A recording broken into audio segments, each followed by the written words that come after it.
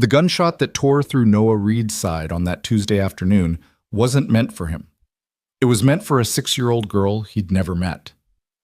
In 3 seconds, a widowed single father became a hero, a CEO's carefully controlled world shattered, and 2 broken families began their journey toward becoming whole again.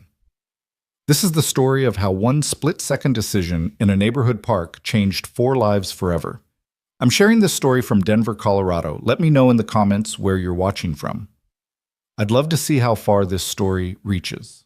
The September sun hung low over Riverside Park, painting long shadows across the worn grass where Noah Reed sat on a weathered bench, his work boots still dusty from the construction site he'd just left.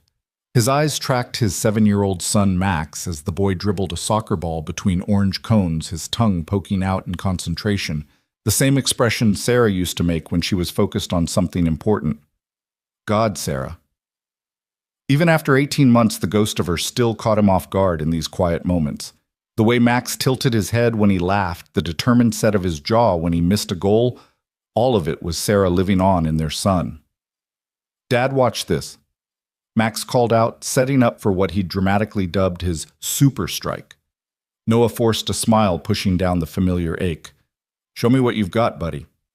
The ball sailed wide, bouncing off the chain-link fence with a metallic rattle. Max's shoulders slumped for a moment before he jogged after it, already plotting his next attempt. That resilience that was all Noah. At least he'd given the kid something useful. The park was unusually quiet for a Tuesday afternoon. Most families wouldn't arrive until after 5 when the heat broke and the after-school programs let out. Noah preferred these stolen hours, just him and Max, no sympathetic looks from other parents who knew their story, no well-meaning attempts to set him up with someone's sister or cousin. Just a father and son finding their rhythm in a world that had tilted off its axis. He pulled out his phone, checking the time. 4:17. They had another 20 minutes before he needed to start dinner. Another notification from the construction company: overtime available this weekend. He'd take it, of course. He always did. The Bills didn't care that he was tired, that Max barely saw him some weeks. Single-parent mathematics were simple and cruel: time or money, never both. A flash of movement caught his eye. A little girl in a purple dress running toward the playground, her dark hair streaming behind her like a banner. She couldn't have been more than 6, maybe 7. Something about her carefree sprint made Noah's chest tighten. Sarah would have loved to see Max with a little sister, had talked about it endlessly during those last months before the cancer took her voice, then her strength, then everything else. The girl climbed the playground's rope ladder with surprising agility, her laughter carrying across the park like wind chimes. Noah noticed she was alone, unusual for a child that young. He scanned the park, looking for a parent, a nanny, anyone. There, a woman in a charcoal business suit sitting on a bench near the playground, her attention buried in her phone, fingers flying across the screen. Even from 50 yards away, Noah could see the tension in her shoulders, the way she held herself like a compressed spring. Dad, I'm thirsty. Max had materialized at his elbow, face flushed from exertion. Noah handed him the water bottle from their bag. Small sips, remember, don't want you getting a cramp. Max gulped eagerly, water dribbling down his chin. Can we stay a little longer? Please. 10 more minutes. Noah conceded, ruffling his son's sweaty hair. Then we need to... The scream that split the air wasn't a child's playful shriek. It was raw terror, primal and wrong. Noah's head snapped toward the playground. The woman in the suit had leaped to her feet, her phone tumbling forgotten to the ground. But she was 40 yards away, and the man who had emerged from behind the playground equipment was already moving toward the little girl in purple. Time dilated, each second stretching like taffy. The man wore a gray hoodie despite the heat his face obscured. His right hand emerged from his pocket, and even from this distance, Noah recognized the dull metal gleam of a handgun. The little girl stood frozen at the top of the slide, her mouth open in a silent scream. Noah didn't think. Thinking would have killed her. His body moved before his mind could catalog all the reasons this was insane. He had Max to think about. He was unarmed. He was just a construction worker, not a hero. But his legs were already pumping, covering ground with the same desperate speed he'd once used to race through hospital corridors, trying to reach Sarah's room before number focus. The distance collapsed. 30 yards, 20. The gunman was shouting something, his words lost in the roar of blood in Noah's ears. The woman in the suit was running too, but she was in heels, stumbling too far away. 10 yards. The gun swung toward the little girl. 5 yards. Noah could see the man's finger tightening on the trigger. 0. He wrapped his arms around the child, spinning his body to shield her as the world exploded in sound and pain. The bullet hit him just below his ribs on the left side, a sledgehammer blow that drove the air from his lungs. His momentum carried them both off the playground platform. He tried to control their fall, taking the impact on his back, while keeping the girl protected against his chest. They hit the wood chips hard. The pain from the gunshot wound went supernova, radiating through his entire body like liquid fire. The little girl was sobbing against his chest, her small fingers clutching his shirt. He could feel something warm and wet spreading across his side. "It's okay," he heard himself gasping. "You're okay! I've got you!" Footsteps pounded around them, running, shouting chaos.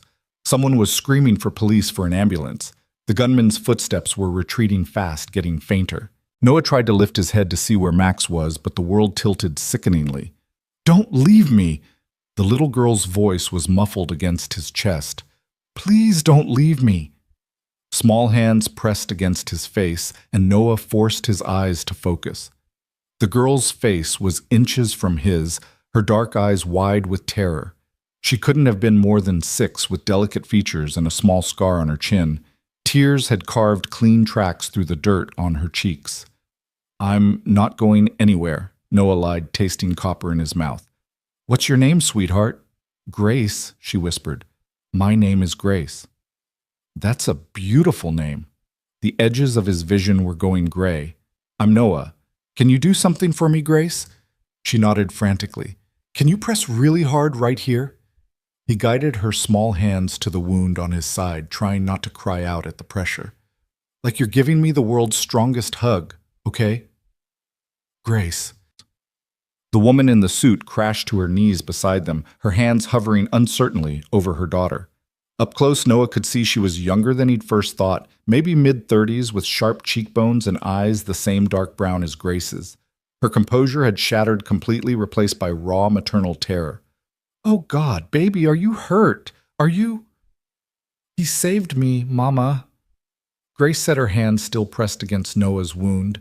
"The bad man was going to hurt me, and he saved me." The woman's eyes locked onto Noah's, and in them he saw a complexity of emotions that defied description.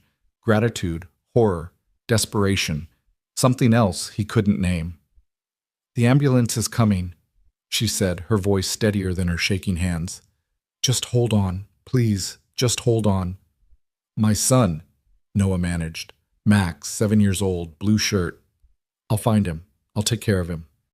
She was already looking around, spotting Max standing 20 feet away with a woman who had her arm around his shoulders. "The lady in the red shirt has him. He's safe."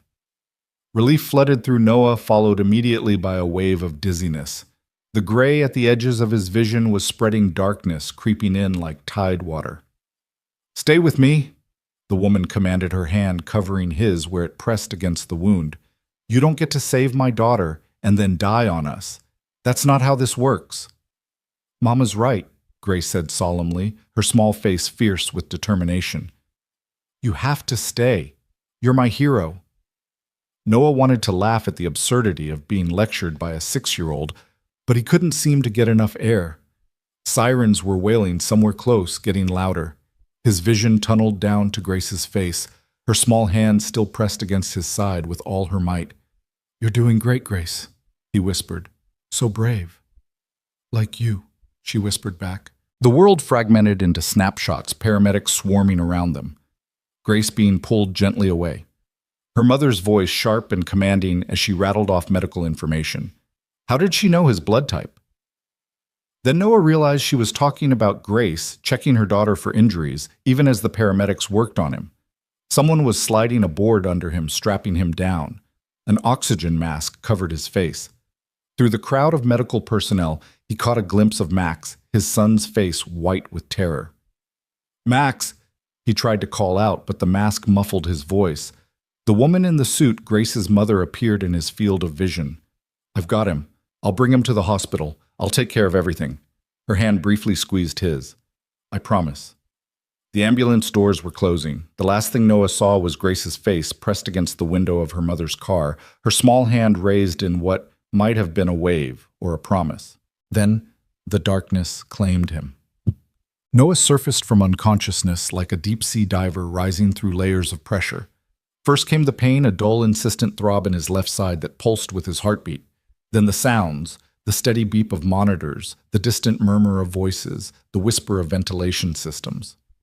Finally, the antiseptic smell that could only mean one thing: hospital. He'd spent enough time in hospitals with Sarah to recognize the particular quality of light that filtered through industrial blinds the way it painted everything in shades of beige and gray.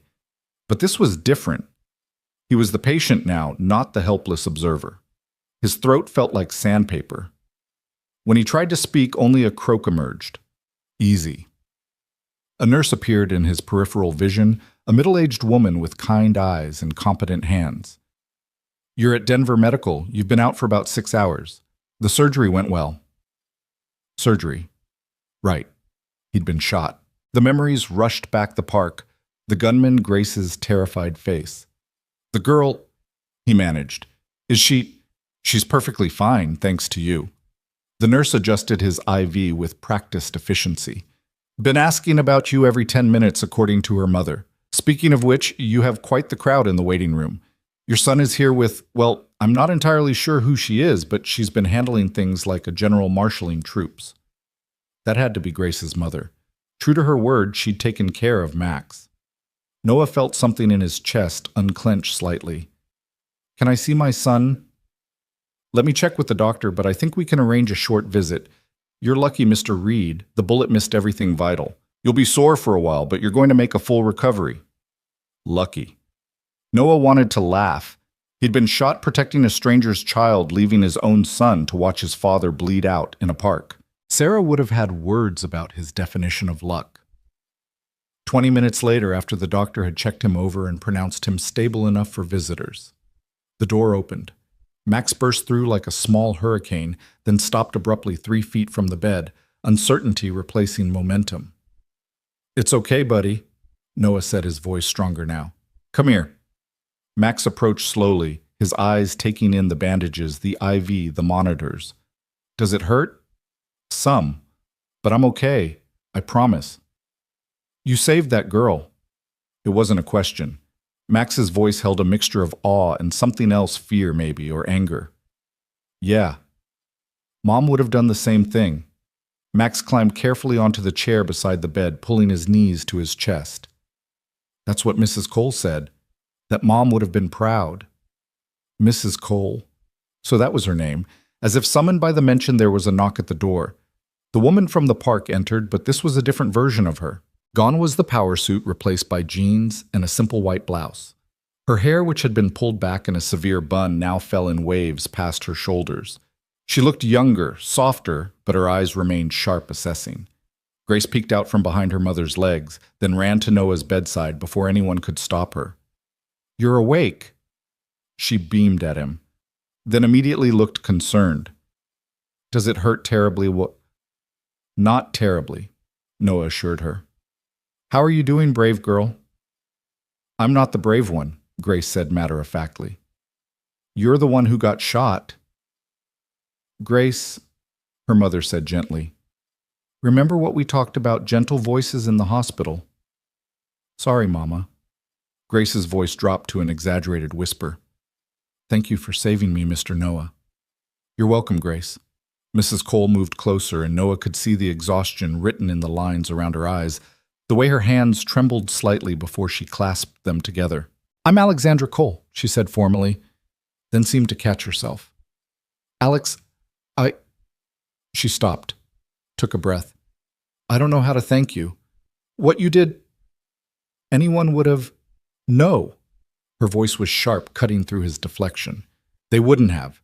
20 people in that park, and you were the only one who moved. You didn't know us. You had your own child to think about. And you still—" Her composure cracked slightly. "You saved my daughter's life." Noah didn't know what to say to that. The truth was, he hadn't thought about it at all. There had been a child in danger, and his body had moved. It was that simple and that complicated. The police caught him. Alex continued, her voice steadier now, returning to facts. Marcus Hoffman, my ex-husband's brother. He's had mental health issues for years, but we never thought... She stopped again, glancing at the children. That's a conversation for later. Ex-husband's brother. Noah filed that information away, noting the way Alex's jaw tightened when she mentioned it. Right now, Alex continued, I need you to know that all of your medical expenses will be covered. Everything. And I've arranged for a private room as soon as one becomes available. That's not necessary. It is. Her tone brooked no argument. I've also spoken with your employer. You'll receive full pay during your recovery, no questions asked. Noah blinked. How did you...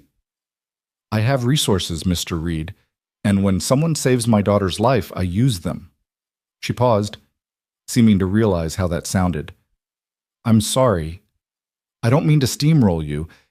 It's just, this is what I do. I fix things, I solve problems. And right now, making sure you and your son are taken care of is the only thing keeping me from completely falling apart.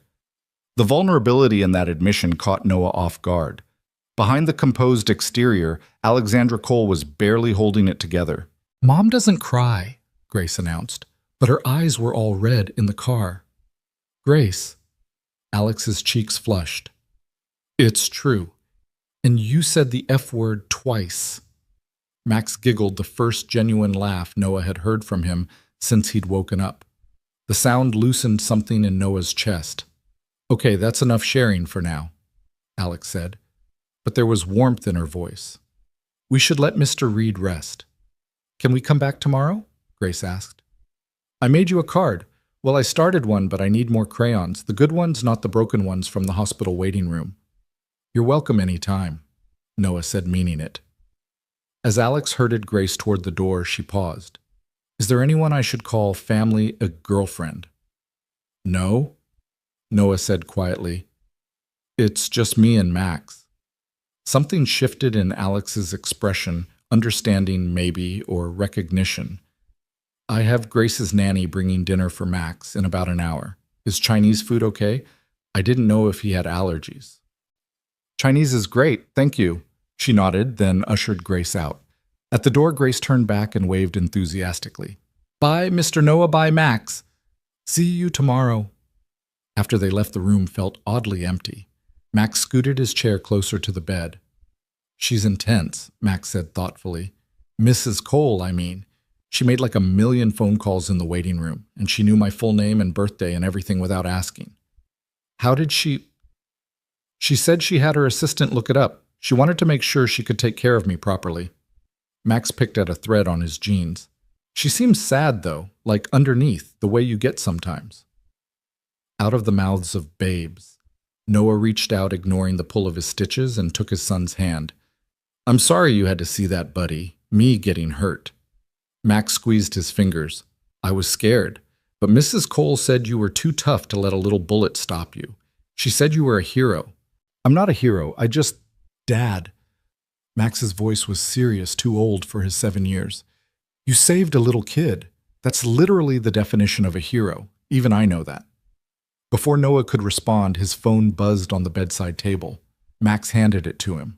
The screen showed dozens of missed calls and messages. Word had gotten out, apparently. His foreman wondering what the hell had happened.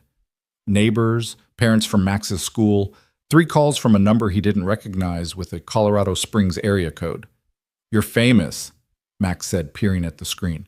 Jimmy's mom texted like 6 times. Famous. Great. That was exactly what he needed, more attention, more sympathy, more people looking at him and Max like they were broken things that needed fixing. But as Noah scrolled through the messages, he noticed something else. Offers of help. People wanting to bring meals, watch Max, whatever they needed. Community. Something he'd held at arm's length since Sarah died, too proud or too hurt to accept. Maybe it was the pain medication or the residual adrenaline or just the strangeness of the day. But Noah found himself thinking that maybe, just maybe, letting people help wasn't the worst thing in the world. The next 3 days fell into an unexpected rhythm. Noah would wake to find Max already there, having been dropped off by Grace's nanny before school. Alex would arrive around 9 after getting Grace to kindergarten, always with coffee that was significantly better than the hospital sludge, and usually with some kind of paperwork. "I'm not signing this," Noah said on the third morning, pushing back the contract she'd placed on his tray table. "You haven't even read it," Alex pointed out, sipping her own coffee with the casual elegance of someone who had never spilled anything in their life. "I don't need to. I can see the number at the bottom. $100,000 is not a reasonable compensation for saving my daughter's life." Alex's eyebrow arched. "I disagree. It's too much. It's not enough, but my lawyer said anything more would look suspicious to the IRS. Noah stared at her. "You're serious?" "I'm always serious about money, Mr. Reed. It's one of my character flaws, according to my ex-husband, among many others." There it was again, that flash of vulnerability quickly covered by dry humor. Noah was starting to recognize the pattern. Alexandra Cole was a fortress of competence, with hairline cracks she constantly worked to seal. "I can't accept this." "Then donate it to charity. Set up a college fund for Max. Paper your walls with it. I don't care what you do with it, but I need you to take it." "Why?" Alex set down her coffee and really looked at him. In the morning light from the window, he could see the exhaustion she was hiding beneath carefully applied makeup. "Because for the rest of my life, every birthday, Grace has every graduation, every wedding, every moment I get to watch her grow up, I'll owe to you. And I cannot live with that debt without doing anything to balance the scales, even though I know it never really will be balanced." The raw honesty in her voice made Noah's chest tight in a way that had nothing to do with his healing wound. "It wasn't about money," he said quietly. "It wasn't about reward or recognition or anything like that. She was a scared little kid and I could help, that's all." "I know." Alex's voice was equally quiet. "That's what makes it worse. You didn't know she was my daughter. You didn't know I had the means to reward you. You just acted because that's who you are. Do you have any idea how rare that is?" Before Noah could answer, the door burst open. Grace ran in, followed by Max, both of them giggling about something. "Mr. Noah, look." Grace thrust a piece of paper at him. It was a drawing of what appeared to be him in a cape standing in front of a playground. "I made you a superhero picture, that's you, and that's me, and that's the bad guy running away because he's scared of you." "It's awesome," Noah said, meaning it. "Thank you, Grace." "I helped with the cape," Max added proudly, "because all superheroes need capes." "No capes," Grace said dramatically. "Haven't you seen The Incredibles capes are dangerous?" As the kids devolved into a heated debate about superhero costume safety. Alex moved closer to Noah's bed. "There's something else," she said quietly. "The man who shot at Grace Marcus, he's been denied bail, but there will be a trial. You'll need to testify." Noah nodded. He'd expected as much. "I'll make sure you have the best legal support," Alex continued, "and protection if needed.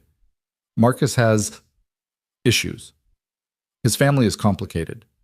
Your ex-husband's family." "Yes," the word came out clipped. "Richard and I have been divorced for 2 years, but his family still blames me for it, for taking Grace away from them. Marcus in particular never accepted the divorce.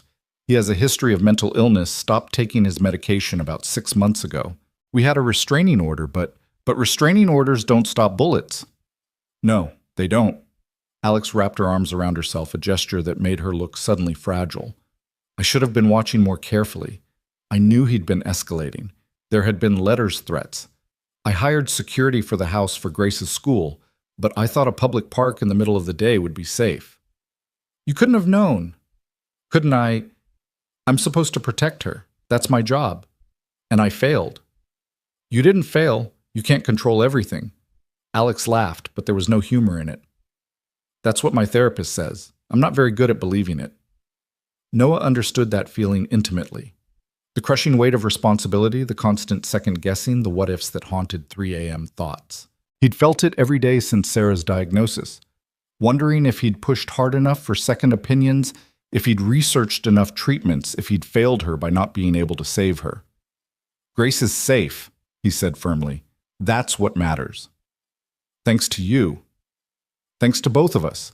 You raised a smart kid who knew to scream for help. You were there watching her. The system worked." Alex studied him for a long moment. You're very kind, Mr. Reed. Noah, please. We've bled together more or less. I think that puts us on a first-name basis. That earned him a small, genuine smile. Noah, then. Mom, can Grace come to our house sometime? Max interrupted. I want to show her my Lego city. Can I? Mama, please? Grace bounced on her toes. Alex glanced at Noah, who shrugged. Fine by me. We'll see, Alex said in that universal parent tone that meant probably, but I need to think about it first. A knock at the door interrupted whatever Grace was about to say. A man in a suit entered expensive suit. Noah noted the kind that cost more than he made in a month. Alexandra, we need to discuss the Marshall contract. The man stopped, taking in the scene. I apologize. I didn't realize you were still here.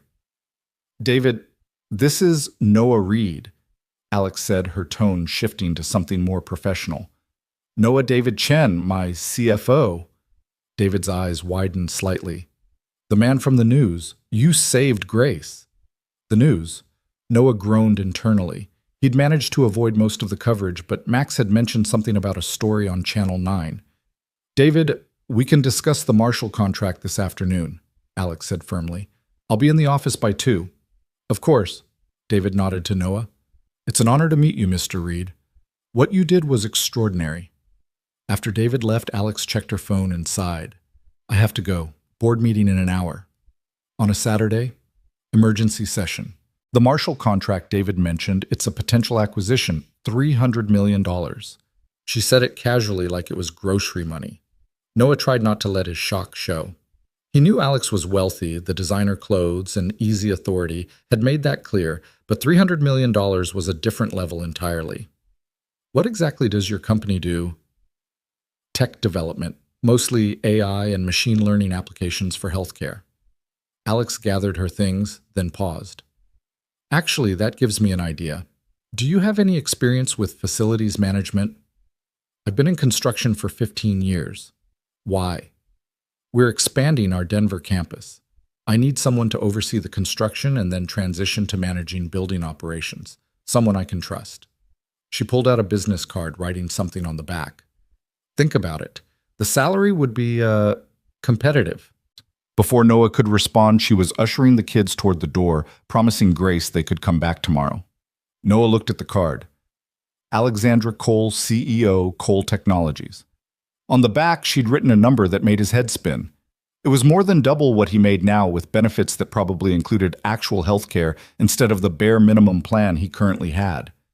He set the card aside. He couldn't think about that now. Taking charity was one thing, but taking a job he hadn't earned. That was something else entirely. The afternoon stretched quiet after the morning's chaos. Max had been picked up by Grace's nanny for a play date, something that would have seemed impossibly surreal a week ago. Noah dozed fitfully, his dreams a mixture of memory and medication. Sarah in a hospital bed.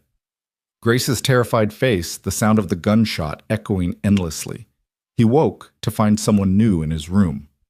An elderly woman with silver hair pulled back in an elegant bun, wearing a cardigan that probably cost more than his monthly rent. She was sitting in the visitor's chair, hands folded over a designer purse, watching him with sharp blue eyes. Mr. Reed, I'm Eleanor Cole, Alexandra's mother. Noah struggled to sit up straighter, wincing at the pull of his stitches. Mrs. Cole? Eleanor, please. I apologize for the ambush, but I wanted to meet you without the circus that seems to follow my daughter everywhere she goes. There was something in her tone, not quite criticism, but a gentle exasperation that spoke of long familiarity with Alex's intensity. She means well, Noah said, feeling oddly compelled to defend Alex. Eleanor's smile was knowing. She does. She also has a tendency to overwhelm people with her good intentions. I wanted to make sure you weren't feeling railroaded. I appreciate the concern, but I'm fine. Are you a week ago you were a single father working construction, minding your own business? Now you're a hero in the news. My daughter is trying to reorganize your entire life, and you're lying in a hospital bed with a hole in your side. That's quite a lot to process. Noah couldn't argue with that. Eleanor leaned forward slightly. May I ask you a personal question? Sure. Your wife, how long has she been gone? The question caught him off guard. 18 months. Cancer. I'm sorry, that must have been devastating for you and your son. It was. Eleanor nodded slowly. My husband died 6 years ago. Heart attack at his desk. He was like Alexandra, working constantly, trying to control everything, including his own mortality. She inherited that from him along with the company.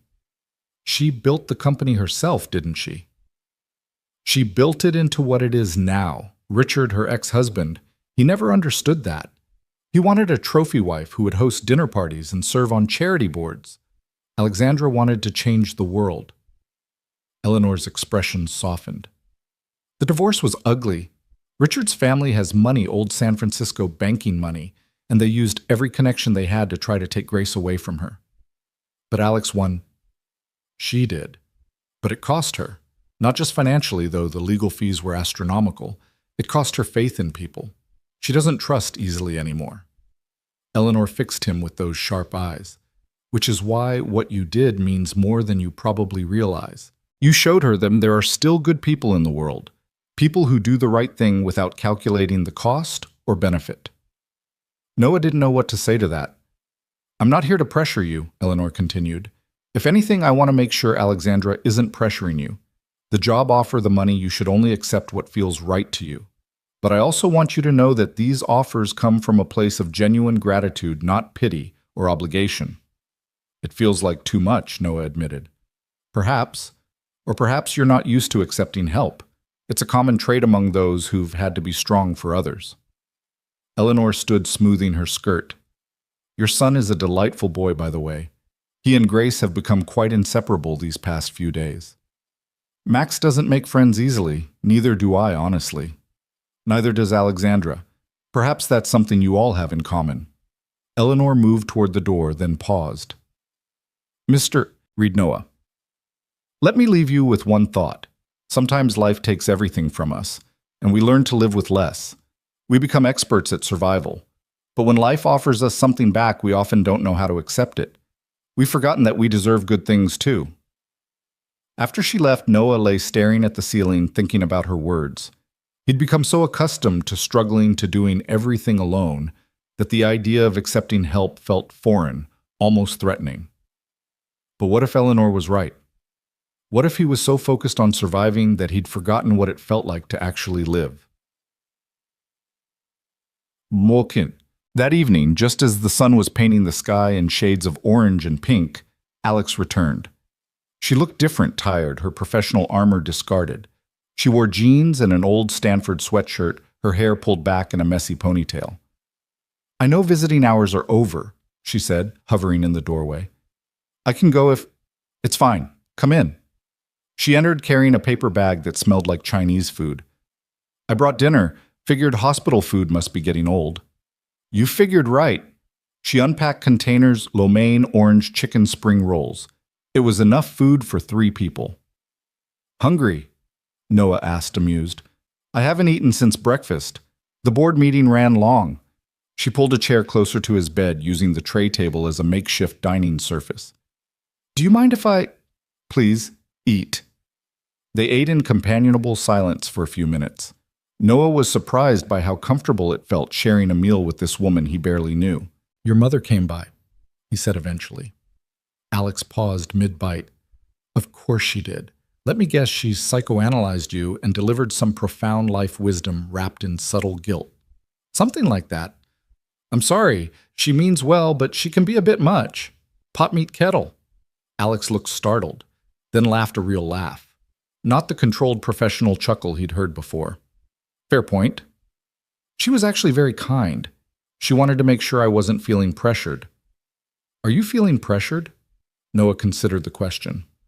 A little, but not in a bad way. More like, I'm not used to people wanting to help. I know the feeling. Alex picked at her food. After my divorce, I was so determined to do everything myself, prove I didn't need anyone. It took me a year to realize I was just making everything harder for myself and Grace. What changed? Grace started kindergarten. I was trying to be CEO, supervise a campus expansion fight, a custody battle, and make it to every school event. I missed her first field trip because of a board meeting. She didn't say anything, but I could see the disappointment in her eyes. That night I hired a nanny and stopped trying to be superhuman. Sounds familiar. I missed Max's school play last year because I had to take an overtime shift. The look on his face, Noah trailed off. We do the best we can, Alex said softly. That has to be enough, right? Does it feel like enough? Never. They shared a look of understanding, two single parents carrying the weight of trying to be everything to their children. Can I ask you something? Alex said. Why construction? You seem like someone who could do anything. Noah shrugged, then winced at the movement. Started right out of high school. Sarah and I got married young, had Max young. Construction paid well enough to support a family without a degree. Keep meaning to go back to school, but life keeps happening. Exactly. Alex was quiet for a moment. The job offer isn't charity, you know. I actually do need someone I can trust to oversee the expansion. Someone detail-oriented who won't be intimidated by contractors trying to cut corners or board members trying to micromanage. You don't know if I'm any of those things. Don't I? Alex pulled out her phone, scrolling to something. James Rodriguez, your current foreman. He says you're the most reliable worker he's ever had. You catch mistakes others miss, you're never late, and you've trained half his current crew. Maria Santos, Mac's teacher. She says you're one of the few parents who always reads the weekly newsletters and actually responds to her emails. Tom Chen, your neighbor. He says you helped him rebuild his deck last summer and wouldn't accept payment. Noah stared at her. You had me investigated. I had my assistant make some calls. There's a difference. Is there? Alex had the grace to look slightly embarrassed. I'm thorough. It's another character flaw. How many character flaws are you claiming to have? According to my ex-husband, too many to count. According to my therapist, just enough to make me interesting. Despite himself, Noah laughed. You're not what I expected. What did you expect? I don't know. Someone colder, I guess? More corporate. I can be that person. I have to be most of the time. But it's exhausting. Alex gathered up the empty containers, avoiding his eyes. It's nice to not have to be her for a while. There was something vulnerable in that admission, something that made Noah's chest tight in a way that had nothing to do with his injury. For what it's worth it, he said, I like this version better. Alex smiled, soft, genuine, transformative. For a moment, she wasn't a CEO or a worried mother or a woman carrying too many responsibilities.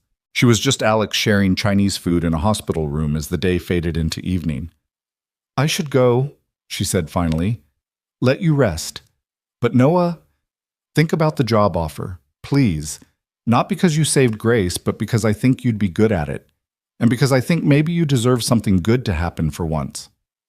After she left, Noah lay in the growing darkness thinking about deserving good things, about accepting help, about the way Alex's smile had transformed her face. He thought about Max and Grace becoming friends, about the possibility of a job that would mean regular hours and health insurance, and maybe even time to coach Max's soccer team. He thought about Sarah, what she would say if she were here. She'd probably laugh at him for overthinking it. Stop being so proud, she'd say. Let people help you. Let yourself be happy. The moon was rising outside his window, full and bright. Somewhere in the city, Max was probably getting ready for bed at his own house, hopefully tired from playing with Grace. Somewhere else, Alex was probably still working, trying to control all the variables in her life, except the ones that really mattered. Noah reached for the business card on his bedside table, running his finger over the embossed letters of her name. Alexandra Cole. Alex. Such a small difference, but it felt significant. The CEO was Alexandra. The woman who brought him Chinese food and laughed at his jokes was Alex. He made his decision then in the moonlit quiet of his hospital room. He would take the job.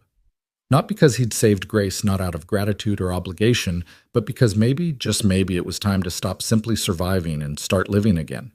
Maybe it was time to believe he deserved good things. And maybe though he wasn't quite ready to admit it even to himself, it was because he wanted to see more of Alex, the real Alex, not the CEO, not the woman armored in designer suits and professional distance.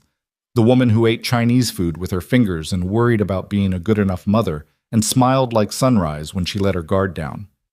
It was a dangerous thought, one he pushed aside quickly. He'd saved her daughter. She was grateful. That was all this was. But as sleep finally claimed him, Noah found himself thinking about the way she'd said his name soft and careful, like it was something worth handling gently. Tomorrow, he would be released from the hospital. Tomorrow, real life would resume with all its complications and responsibilities.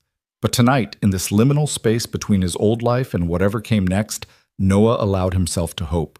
It had been so long since he'd felt hope that he'd almost forgotten what it was like, that flutter in his chest that suggested maybe, just maybe, the best parts of his story weren't behind him after all.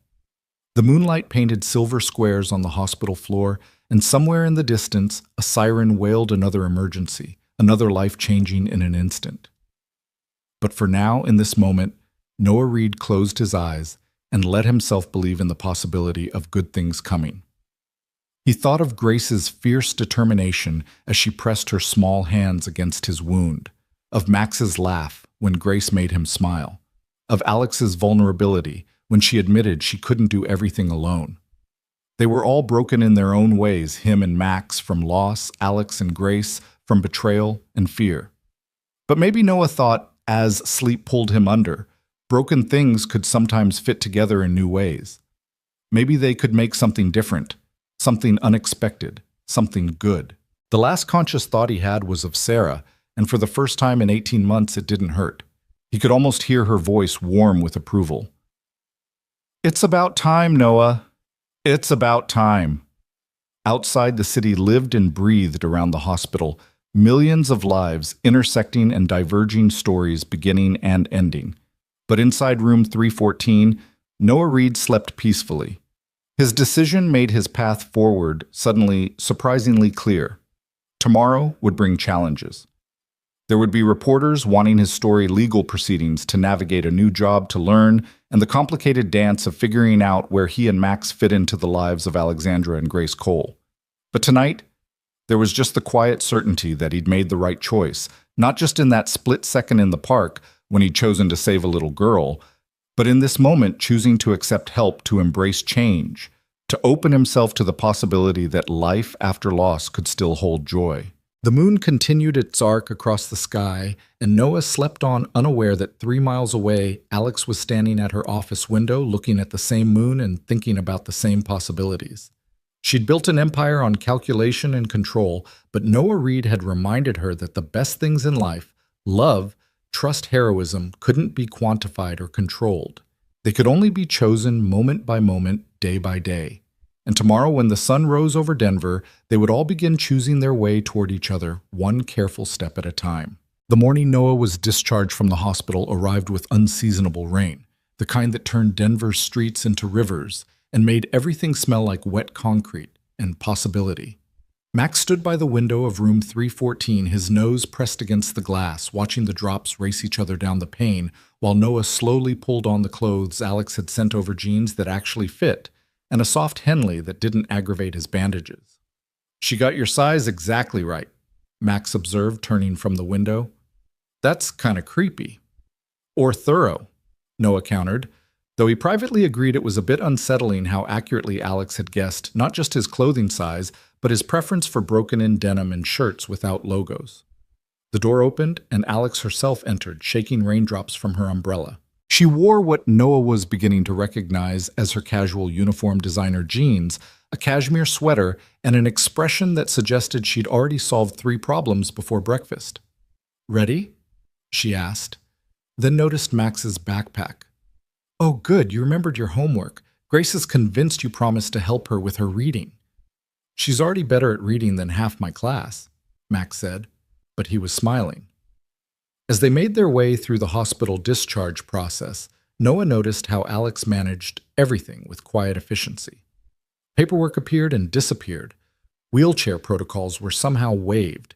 And before he quite understood how it happened, they were in the back of a black SUV with leather seats that probably cost more than his truck. "This isn't the way to my apartment," Noah said, as they turned onto a tree-lined street he didn't recognize. "No, it's the way to mine," Alex said, not looking up from her phone. "You're staying in our guest house while you recover. It's already been arranged." "Alex, the doctor said you need someone to monitor your wound for signs of infection. You can't lift anything over 10 pounds for 2 weeks, and you live in a third-floor walk-up with no elevator. She finally looked at him. Unless you have a better solution. He didn't, and they both knew it. What he had was a stubborn pride that had kept him going for 18 months and was now running headfirst into Alex's immovable will. The coal estate. Because that's what it was, an estate took Noah's breath away. Not ostentatious, but elegant in that understated way that whispered rather than shouted its wealth. The main house was all clean lines and vast windows set back from the street behind gates that opened smoothly as they approached. The guest house, visible beyond a pool that gleamed like a sapphire despite the rain, was bigger than his apartment. "This is too much," Noah said. "This is practical," Alex countered. "Grace has been having nightmares. Having you close by helps her feel safe. Are you really going to argue with a 6-year-old's mental health?" It was masterfully played, and Noah had to admire the strategy, even as he recognized the manipulation. Grace must have been watching for them, because she burst out of the main house before the car fully stopped flying across the wet driveway in rainbow rain boots and a unicorn raincoat. "Mr. Noah Max, you're here. I made cookies, but Mama says we can't eat them until after lunch. But maybe just one wouldn't hurt, right?" Her enthusiasm was infectious. Max was already out of the car, the two of them racing toward the house with the abandon of children who hadn't yet learned to be careful with friendship. "He hasn't been this happy in months," Noah said quietly. "Neither has she," Alex replied. Marcus, my ex-brother-in-law, his actions took something from her. Some essential trust that the world was safe. Seeing you recover having Max as a friend, it's giving that back to her. They made their way to the guest house slowly, Noah trying not to lean too obviously on the railing of the pathway. The space was gorgeous, all warm woods and soft grays, with a kitchen that opened onto a living area and floor-to-ceiling windows that looked out onto the pool. "The bedroom's through there," Alex said, gesturing. "I had some of your things brought over from your apartment. Nothing personal, just clothes and necessities. Max's room is upstairs if he wants to stay some nights, though I imagine he and Grace will be back and forth constantly." Noah sank onto the couch, exhaustion hitting him suddenly. The simple act of leaving the hospital had drained him more than he wanted to admit. Alex disappeared into the kitchen, returning with a glass of water and a pill bottle. "Antibiotics. Every 6 hours. And before you argue, taking care of yourself isn't weakness, it's wisdom." "You sound like Sarah," Noah said without thinking, then froze. But Alex just smiled softly. "She sounds like she was a smart woman." "She was." Noah took the pills, washing them down. "She would have liked you. You're both forces of nature disguised as normal people." "I'm hardly normal," Alex said, sitting in the chair across from him. "Normal people don't have panic rooms and security details and ex-in-laws who try to kidnap their children." The weight of what had almost happened, settled between them. Noah could see it in the tightness around Alex's eyes, the way her fingers worried at the edge of her sweater. "He won't hurt her again," Noah said firmly. "No," Alex agreed. "He won't, because he's going away for a very long time and because I'm never letting my guard down again. That's no way to live. It's the only way I know how to live now." She stood abruptly. "I need to get to the office. There's food in the fridge, the Wi-Fi password is on the counter, and my cell is programmed into the house phone. Call if you need anything." After she left, Noah sat in the quiet luxury of the guest house, feeling unmoored. 3 weeks ago, his biggest concern had been making rent and getting Max to soccer practice on time. Now he was sitting in a guest house that was nicer than anywhere he'd ever lived about to start a job that would triple his salary, his son playing happily with a little girl whose life he'd saved. Sarah would have found it all hilarious. "Look at you," she would have said, accidentally stumbling into a whole new life. "Try not to overthink it, babe." But overthinking was all Noah had these days. It was easier than feeling. The rain had stopped and weak sunlight was trying to pierce the clouds. Through the windows, he could see Max and Grace in the main house's kitchen, apparently decorating cookies with what looked like half a bottle of sprinkles. Alex's housekeeper, a maternal woman named Rosa, who'd introduced herself earlier, was supervising with an indulgent smile. Noah's phone buzzed, a text from an unknown number. "This is David Chen. Alex asked me to send you the details for Monday's construction meeting. Attached is the project scope. She speaks highly of your expertise." Monday. 5 days away. 5 days to figure out how to transform himself from Noah Reed construction worker to Noah Reed Director of Facilities Management for Coal Technologies. The title alone made him feel like an imposter. But then he thought about Max's face when he'd seen his room in the guest house, a real room, not the converted closet that passed for his bedroom in their apartment. He thought about health insurance that would actually cover things about being able to say yes when Max asked if he could join the traveling soccer team. He thought about Alex trying to be everything to everyone, carrying the weight of her company and her daughter's safety on shoulders that were strong but not invincible. Maybe they all needed this, whatever this was turning into. The afternoon passed in a blur of kids' laughter and surprising domesticity. Rosa insisted on feeding everyone, producing a spread of sandwiches and soup that turned into an impromptu party. Grace regaled them with stories from kindergarten. Max actually talked full sentences, opinions, jokes even. It was like watching him come back to life. "Mr. Noah," Grace said suddenly, her face serious, "are you going to live here forever now?" "Not forever," Noah said carefully. "Just until I'm better. But what if I want you to stay forever? And Max, too." Max looked up hopefully, and Noah felt his heart crack a little.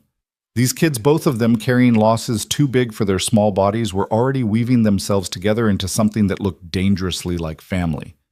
"We'll see," Noah said, using Alex's deflection from earlier. "Grown-ups always say that when they mean no," Grace observed sagely. "Sometimes they say it when they mean maybe," Rosa interjected, winking at Noah. "Now who wants to help me make dinner?" As the kids scrambled to help, Rosa lingered near Noah. "She's been different since you saved Grace," she said quietly. "Ms. Alex, she smiles more. Real smiles, not the kind she wears for work. It's just relief.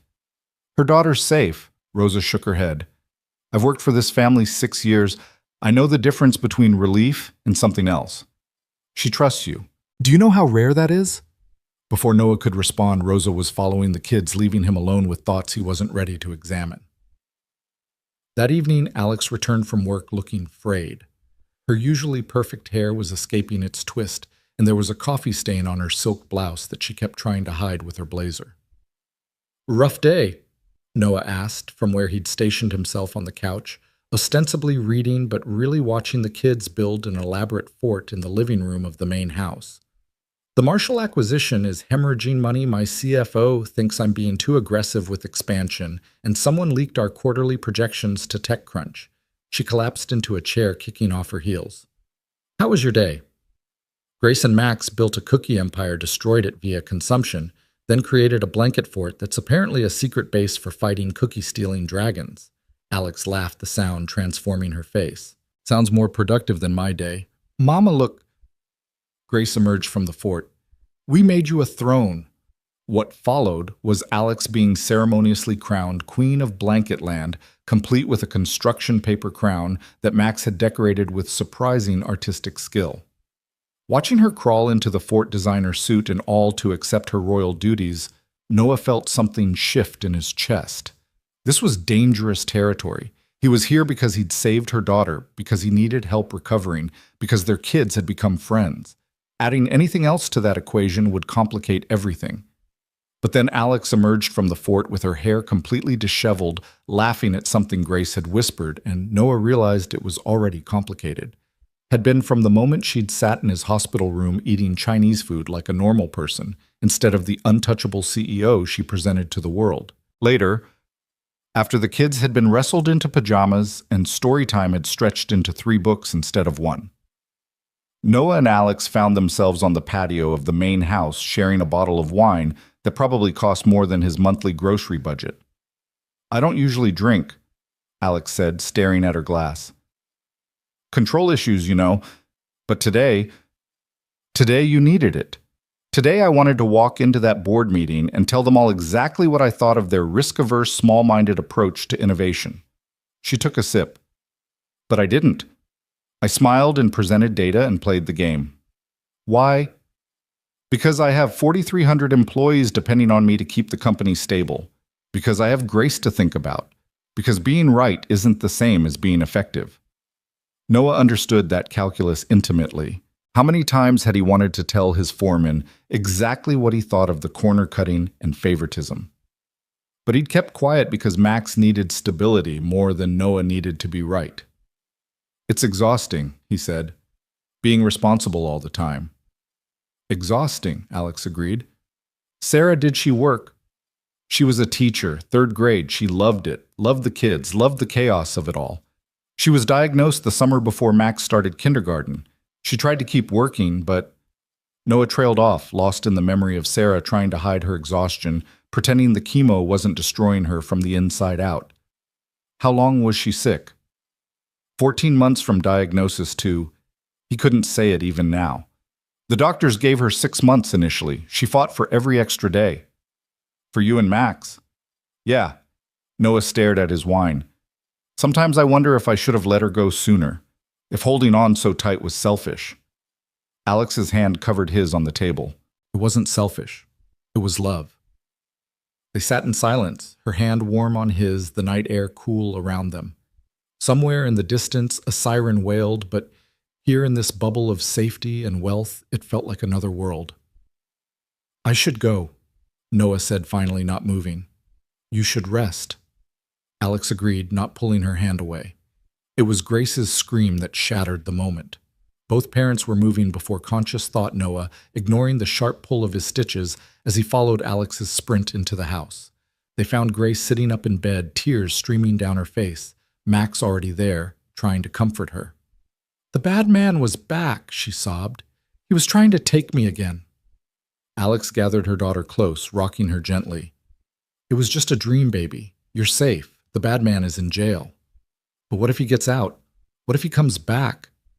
"He won't," Noah said firmly, sitting on the edge of the bed. "You know why?"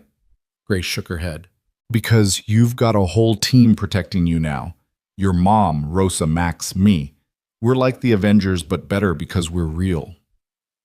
"Really?" Grace's voice was small. "Really. And you know what else? You're brave. Braver than you know. You did exactly what you were supposed to do that day you called for help. That takes courage." Grace looked at him with those dark eyes, so like her mother's. "Were you scared?" "Terrified," Noah admitted. "But being brave doesn't mean not being scared. It means doing what's right even when you are scared. Like when I had to get shots at the doctor. Exactly like that." Grace considered this, then held out her arms to Noah. He hugged her carefully, mindful of his injury, feeling her small body relax against him. "Will you stay until I fall asleep?" she asked. Noah looked at Alex, who nodded. "We'll both stay," Alex said. They ended up in an awkward configuration. Alex on one side of Grace's bed, Noah on the other. Max curled up at the foot like a loyal puppy. Grace held both their hands, her grip surprisingly strong for such a small child. "Tell me a story," she demanded. "A happy one." Noah looked at Alex, who shrugged. "You're the one who promised we're the Avengers." So Noah found himself spinning a tale about Princess Grace and her loyal knight Max, protecting their kingdom from dragons who turned out to just be lonely and needed friends. Alex added details. The dragons loved cookies. They were afraid of the dark, too. They just wanted to be understood. By the time the story wound down, both kids were asleep. Noah and Alex extracted themselves carefully, ending up in the hallway outside Grace's room. "Thank you," Alex whispered. "She hasn't let anyone but me comfort her since it happened. She's processing. It'll take time. You're good with her, with kids in general." "I had a good teacher," Noah said, thinking of Sarah and all her patience, her endless well of love for children, even ones that weren't hers. They stood there in the dimly lit hallway, neither moving to leave. Alex had taken her hair down at some point, and it fell in waves past her shoulders. There was a vulnerability to her in this moment, stripped of her professional armor. "I should let you rest," she said finally. "Probably." Neither moved. "Noah, she started, then stopped. "The job starts Monday, if you're sure you want it." "I'm sure." "It won't be easy. The construction crews we've been working with are resistant to oversight. They've been cutting corners, inflating costs. I need someone who can stand up to them." "I've been standing up to tough guys on construction sites since I was 18. I can handle it." I know you can. She smiled soft and genuine. That's why I want you for the job. The weight of the day was catching up to Noah, his injury throbbing with each heartbeat. Alex must have noticed because she steadied him with a hand on his arm. Let me help you back to the guest house. I can manage. I know you can, but you don't have to. It was such a simple statement, but it hit Noah like a physical blow. You don't have to. For 18 months, he'd had to do everything, be mother and father to Max, keep working, despite his grief, hold everything together through sheer will. The idea that he didn't have to, that someone else could help carry the weight, was both terrifying and intoxicating. They walked slowly through the garden, Alex's hand on his arm, steadying him. The night was clear now, stars visible despite the city lights. It felt like walking through a dream too perfect to be real, too good to last.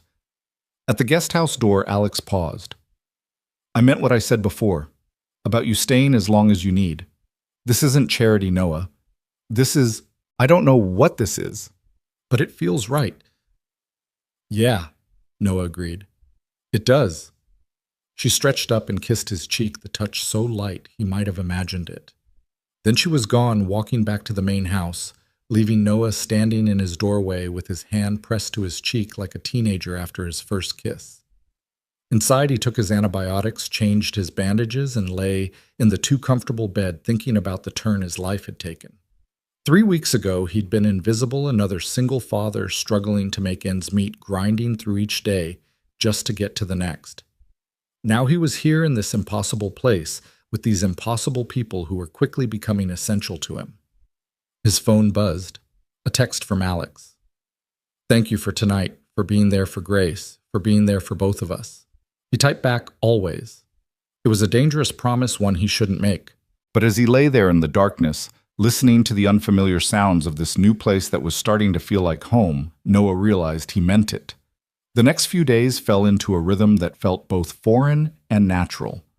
Mornings with the kids, getting them ready for school, Alex leaving early for the office, pressed and perfect, but always pausing to kiss Grace goodbye, and increasingly to squeeze Noah's shoulder or touch his hand.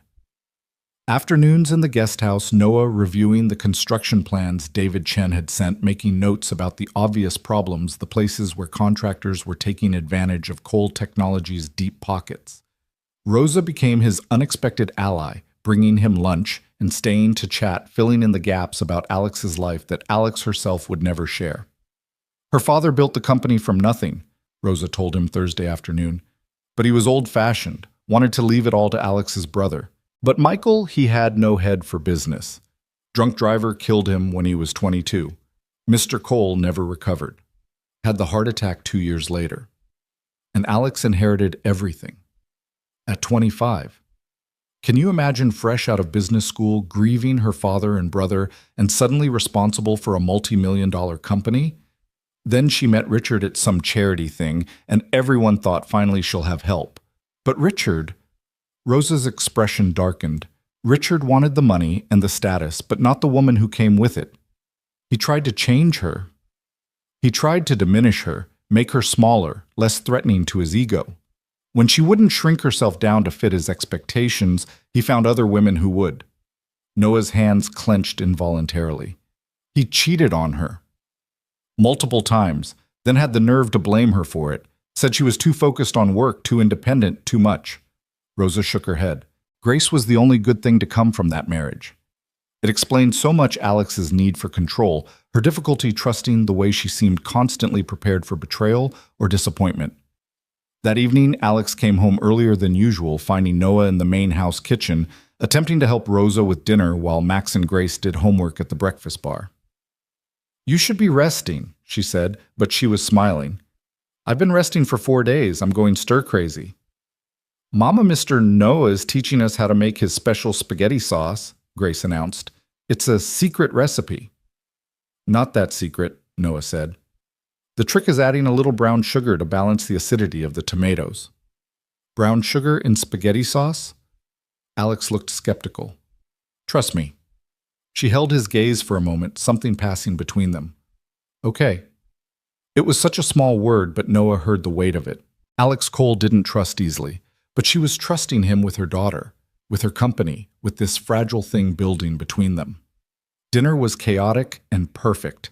Grace got sauce on her nose, Max actually laughed at Alex's terrible jokes, and Rosa pretended not to notice when she served dessert that there was something different about the way Alex and Noah looked at each other. "Tell us about when you and Dad met," Max said suddenly, then looked stricken. "I mean, if you want to. You don't have to." Noah's throat tightened. Max rarely asked about Sarah anymore, as if talking about her might hurt too much. "We met in high school," Noah said carefully. She was new, just moved from California. Walked into chemistry class like she owned the place, sat right in front of me and turned around and said, "You look smart. Want to be lab partners?"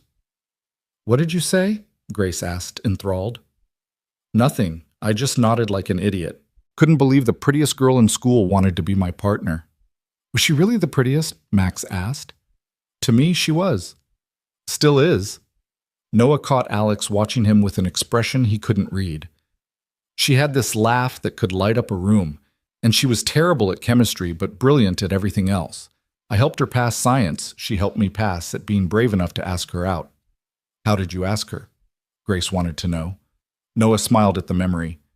"I wrote it in the steam on her car window after practice one day. Prom, with a little heart. She said it was the corniest thing she'd ever seen. Then she said yes." "That's romantic," Grace sighed. "That's vandalism," Alex said, but she was smiling. After dinner, the kids disappeared to play video games, and Rosa shooed Noah and Alex out of the kitchen, insisting on handling the dishes alone. They ended up on the patio again, the evening tradition that had developed without either of them acknowledging it. "Max doesn't usually talk about his mom," Noah said. "Grace doesn't usually let people close enough to need to talk about anything." Alex pulled her knees up to her chest, making herself smaller in the chair. "She's been different since you came. More open. More like she was before. Before the divorce. Before Richard showed his true colors. She was 3 when she saw him with another woman. At a restaurant where I was supposed to meet them. She didn't understand what was happening, but she knew something was wrong. Kids always know." "I'm sorry." "Don't be. It led us here, didn't it?" She looked at him, then really looked at him. "I've been thinking about what my mother said to you, about deserving good things." "Yeah. I think she was right. We've both been in survival mode for so long we've forgotten what it feels like to actually live, to want things beyond just getting through the day." "What do you want?" Noah asked, his voice low. Alex was quiet for so long he thought she wouldn't answer. Then, "I want to not be afraid all the time. I want Grace to sleep through the night without nightmares. I want to trust someone besides my mother and Rosa." She paused.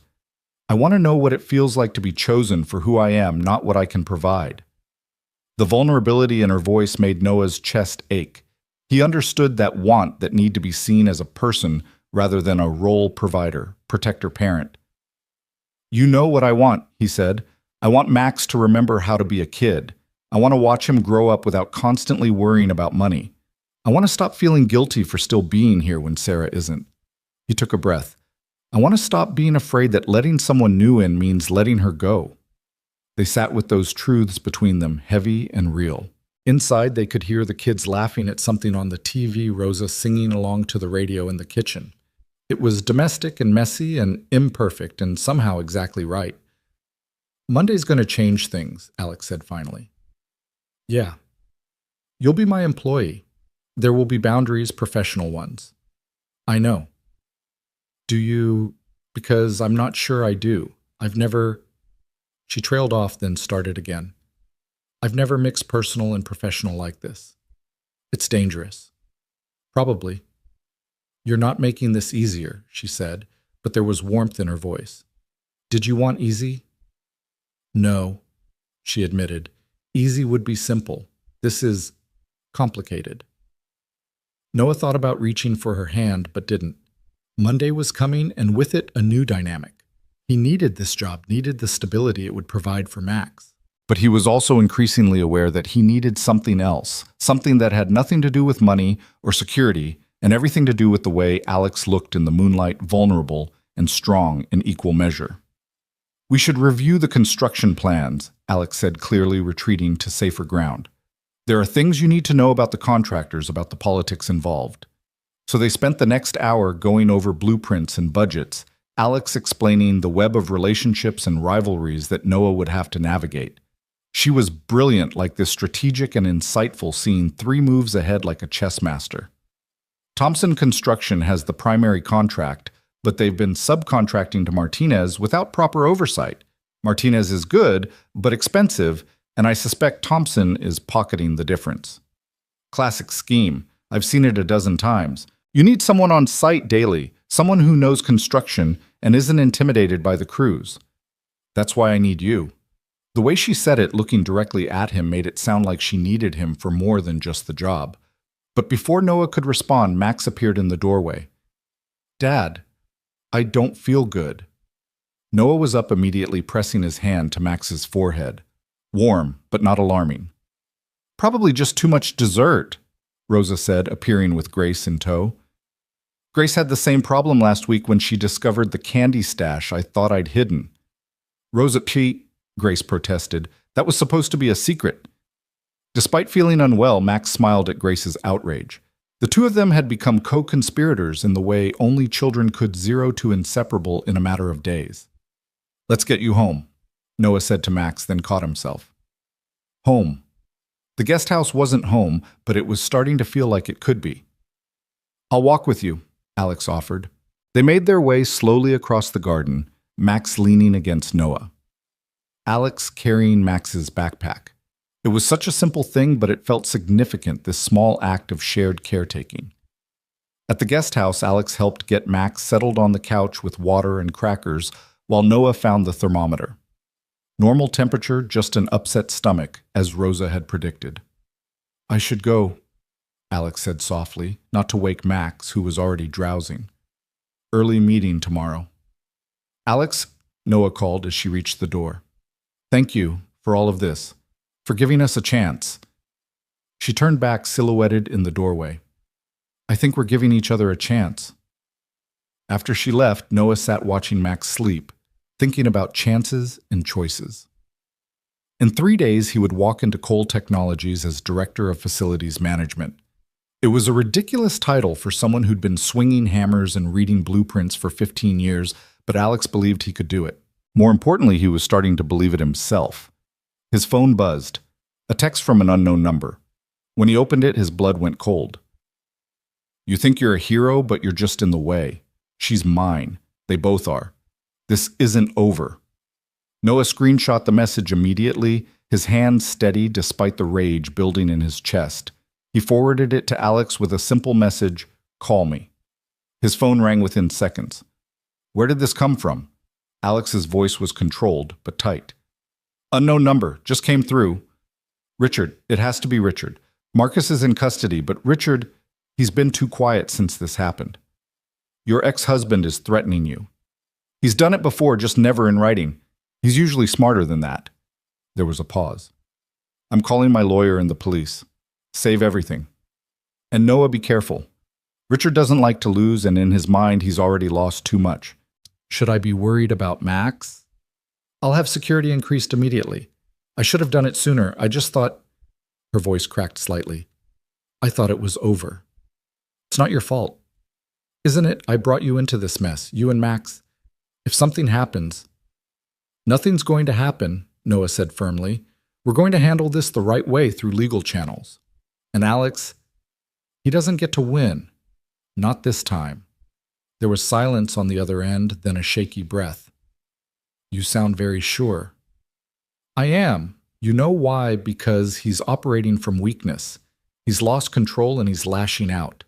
That message, that's desperation, not strength. How are you so calm about this? Noah looked at Max sleeping peacefully, despite his upset stomach, unaware of the storm brewing around them. Because I've already lost everything once. It taught me what's worth fighting for, and what's just noise. This is noise. What matters is keeping our kids safe and not letting fear control us. Our kids, Alex repeated softly. You said our kids. Noah realized what he'd said, but didn't take it back. Yeah, I did. Another pause, then Alex's voice stronger now. Security will be there within the hour. Don't answer the door for anyone else. And Noah, thank you for being calm, for being here, for everything. After they hung up, Noah checked all the locks, pulled the curtains, and settled in to wait. The security arrived exactly when Alex said they would, two professionals who introduced themselves as Tom and Marcus, explaining they would be stationed outside for the night. Noah didn't sleep. He sat in the living room watching the shadows move across the walls, thinking about Richard Cole and what kind of man would threaten his ex-wife and child. He thought about Marcus Hoffman sitting in a jail cell because his loyalty to his brother had twisted into something dangerous. He thought about the complexity of families, how love could become possession, how protection could become control. Mostly, though, he thought about Alex and Grace Max and himself and how they were becoming something together, not quite a family yet, but something that threatened people like Richard who needed to own rather than love. The sun was just beginning to lighten the sky when his phone buzzed again. Alex. Police have Richard for questioning. His lawyer is already there, but the text came from a phone registered to him. Stay inside today. I'm working from home. Noah smiled despite everything. Alex Cole, CEO of a multi-million-dollar company, was working from home to make sure they were safe. It was protective and probably excessive and exactly what Sarah would have done. Max stirred on the couch where he'd migrated during the night, not wanting to be alone in his room. Dad, is everything okay? Everything's fine, buddy. Just watching the sunrise. Can we have pancakes? Sure, but you're helping. As they moved into the kitchen, Noah caught sight of Tom through the window, alert and watchful. The world had become more dangerous overnight, but also somehow more precious. They had something worth protecting now, something worth fighting for. And Noah would be damned if he'd let anyone take it away. The smell of pancakes filled the guesthouse kitchen as Noah flipped another golden disc onto the growing stack. Max sat at the counter, meticulously arranging blueberries into a smiley face on his plate, seemingly unbothered by the security presence outside or the tension that had permeated the night. Children had a remarkable ability to normalize chaos, Noah thought, watching his son carefully pour syrup into perfect squares on his pancake grid. Can Grace come over? Max asked through a mouthful of breakfast. We were going to work on our science project. Let me check with her mom. Noah reached for his phone just as a knock came at the door. Through the window, he could see Alex and Grace, the little girl, bouncing impatiently while her mother spoke with Tom, the security guard. Grace burst through the door the moment Noah opened it, already chattering about their project involving volcanoes and lots of explosion stuff, while Alex followed more slowly carrying a laptop bag and looking like she'd had about as much sleep as Noah. Coffee, Noah offered, already moving toward the machine. Please, strong enough to wake the dead. She settled at the counter, pulling out her laptop while the kids disappeared upstairs to Max's room. Richard's lawyer got him released an hour ago, claims the phone was stolen, that someone is setting him up. Do you believe that? Not for a second, but Richard's smart. He knows how to play the system, how to create reasonable doubt. She accepted the coffee, gratefully wrapping her hands around the mug. My lawyer thinks we need more evidence. The text alone isn't enough for a restraining order, not with his connections. Noah felt the familiar burn of frustration that came with systemic injustice. Money and influence creating shields that ordinary people could never afford. But before he could voice his anger, Alex's phone rang. Chen, what is it? Her face paled as she listened. How much? A pause. And the security footage. Another pause. I'll be there in 20 minutes. She hung up her hands, trembling slightly. There was a break-in at the Cole Technologies construction site last night. Someone destroyed 3 months of work-damaged equipment worth over $2 million. Richard, the timing is suspicious, but... She shook her head. This is sophisticated, professional. Richard's many things, but he's not one to get his hands dirty. So he hired someone. Probably, but proving it... She stood gathering her things. I need to go assess the damage. Can you... Go. The kids will be fine here. Security's outside, and I'll keep them busy. Alex hesitated, then moved closer, her hand touching his arm. Your official start date isn't until Monday, but you need me there now. I get it. Let me check with Rosa about watching the kids. 20 minutes later, Noah found himself in Alex's SUV heading toward the construction site, while Rosa entertained Max and Grace with cookie making at the main house. His side pulled with every bump in the road, a reminder that he was only a week out from being shot. But the adrenaline of the situation overrode the pain. The damage was worse than Alex had described. The new framework for the building's east wing had been systematically destroyed, cut through with what looked like industrial saws. Concrete had been poured over exposed electrical systems, rendering thousands of dollars of wire useless. Equipment had been smashed with deliberate precision. This wasn't random vandalism, Noah said, examining the cuts in the steel beams. This is someone who knew exactly where to hit to cause maximum damage with minimum time on site. David Chen stood nearby, speaking rapidly into his phone, while Alex surveyed the destruction with the contained fury of someone calculating revenge in spreadsheet columns. Mr. Reed, a familiar voice made Noah turn. James Thompson, owner of Thompson Construction, approached with a smile that didn't reach his eyes. Heard you were joining the coal team. Interesting career move. James. Noah kept his voice neutral. He'd worked for Thompson 5 years ago, had left when he'd discovered the man was charging clients for materials that never made it to job sites. Shame about the damage. Terrible thing. But that's what happens when you don't have proper security. I've been telling Ms. Cole she needs better protection, but Thompson shrugged the gesture, somehow making it sound like Alex had brought this on herself. We had security, Alex said coldly. They were called away on a false alarm at the main building 20 minutes before the break-in. Inside information, Noah murmured low enough that only Alex heard. She nodded slightly. Well, we'll get this cleaned up, Thompson said, already pulling out his phone. I can have crews here this afternoon. Of course, rush work costs extra, and with the material shortage, that won't be necessary. Alex cut him off. We'll be conducting a full investigation before any reconstruction begins. Thompson's friendly mask slipped for a moment. That could set your timeline back months. Then we'll adjust the timeline. Alex's tone could have frozen fire. Thank you for your concern, Mr. Thompson. After Thompson left, Noah walked Alex through what he'd observed, pointing out the strategic nature of the destruction, the specific tools that would have been needed, the insider knowledge required to disable just the right systems. This was Thompson, Noah said quietly. Maybe working with Richard, maybe just taking advantage of the chaos, but this has his fingerprints all over it. Can you prove it? Give me access to the security footage, the work logs, and the purchase orders for the last 6 months. I'll find the proof. Alex studied him for a moment. This is why I need you. You see what others miss. I see what people like Thompson don't want seen. There's a difference. They spent the next 3 hours documenting everything, Noah taking photos from angles that showed the precision of the destruction, while Alex coordinated with insurance companies and law enforcement. By the time they finished, Noah's side was screaming and Alex looked ready to collapse. Let's get you home, she said, noticing his barely concealed wince. I'm fine. You're not, and pushing yourself won't help anyone. Her tone softened. Please, let me take care of you for once. The drive back was quiet, both of them processing the morning's events. As they pulled through the gates of the estate, Noah saw 2 unfamiliar cars in the driveway. My lawyer, Alex explained, tension returning to her shoulders. And probably Richard's. He likes to ambush me at home, knowing I won't make a scene in front of Grace.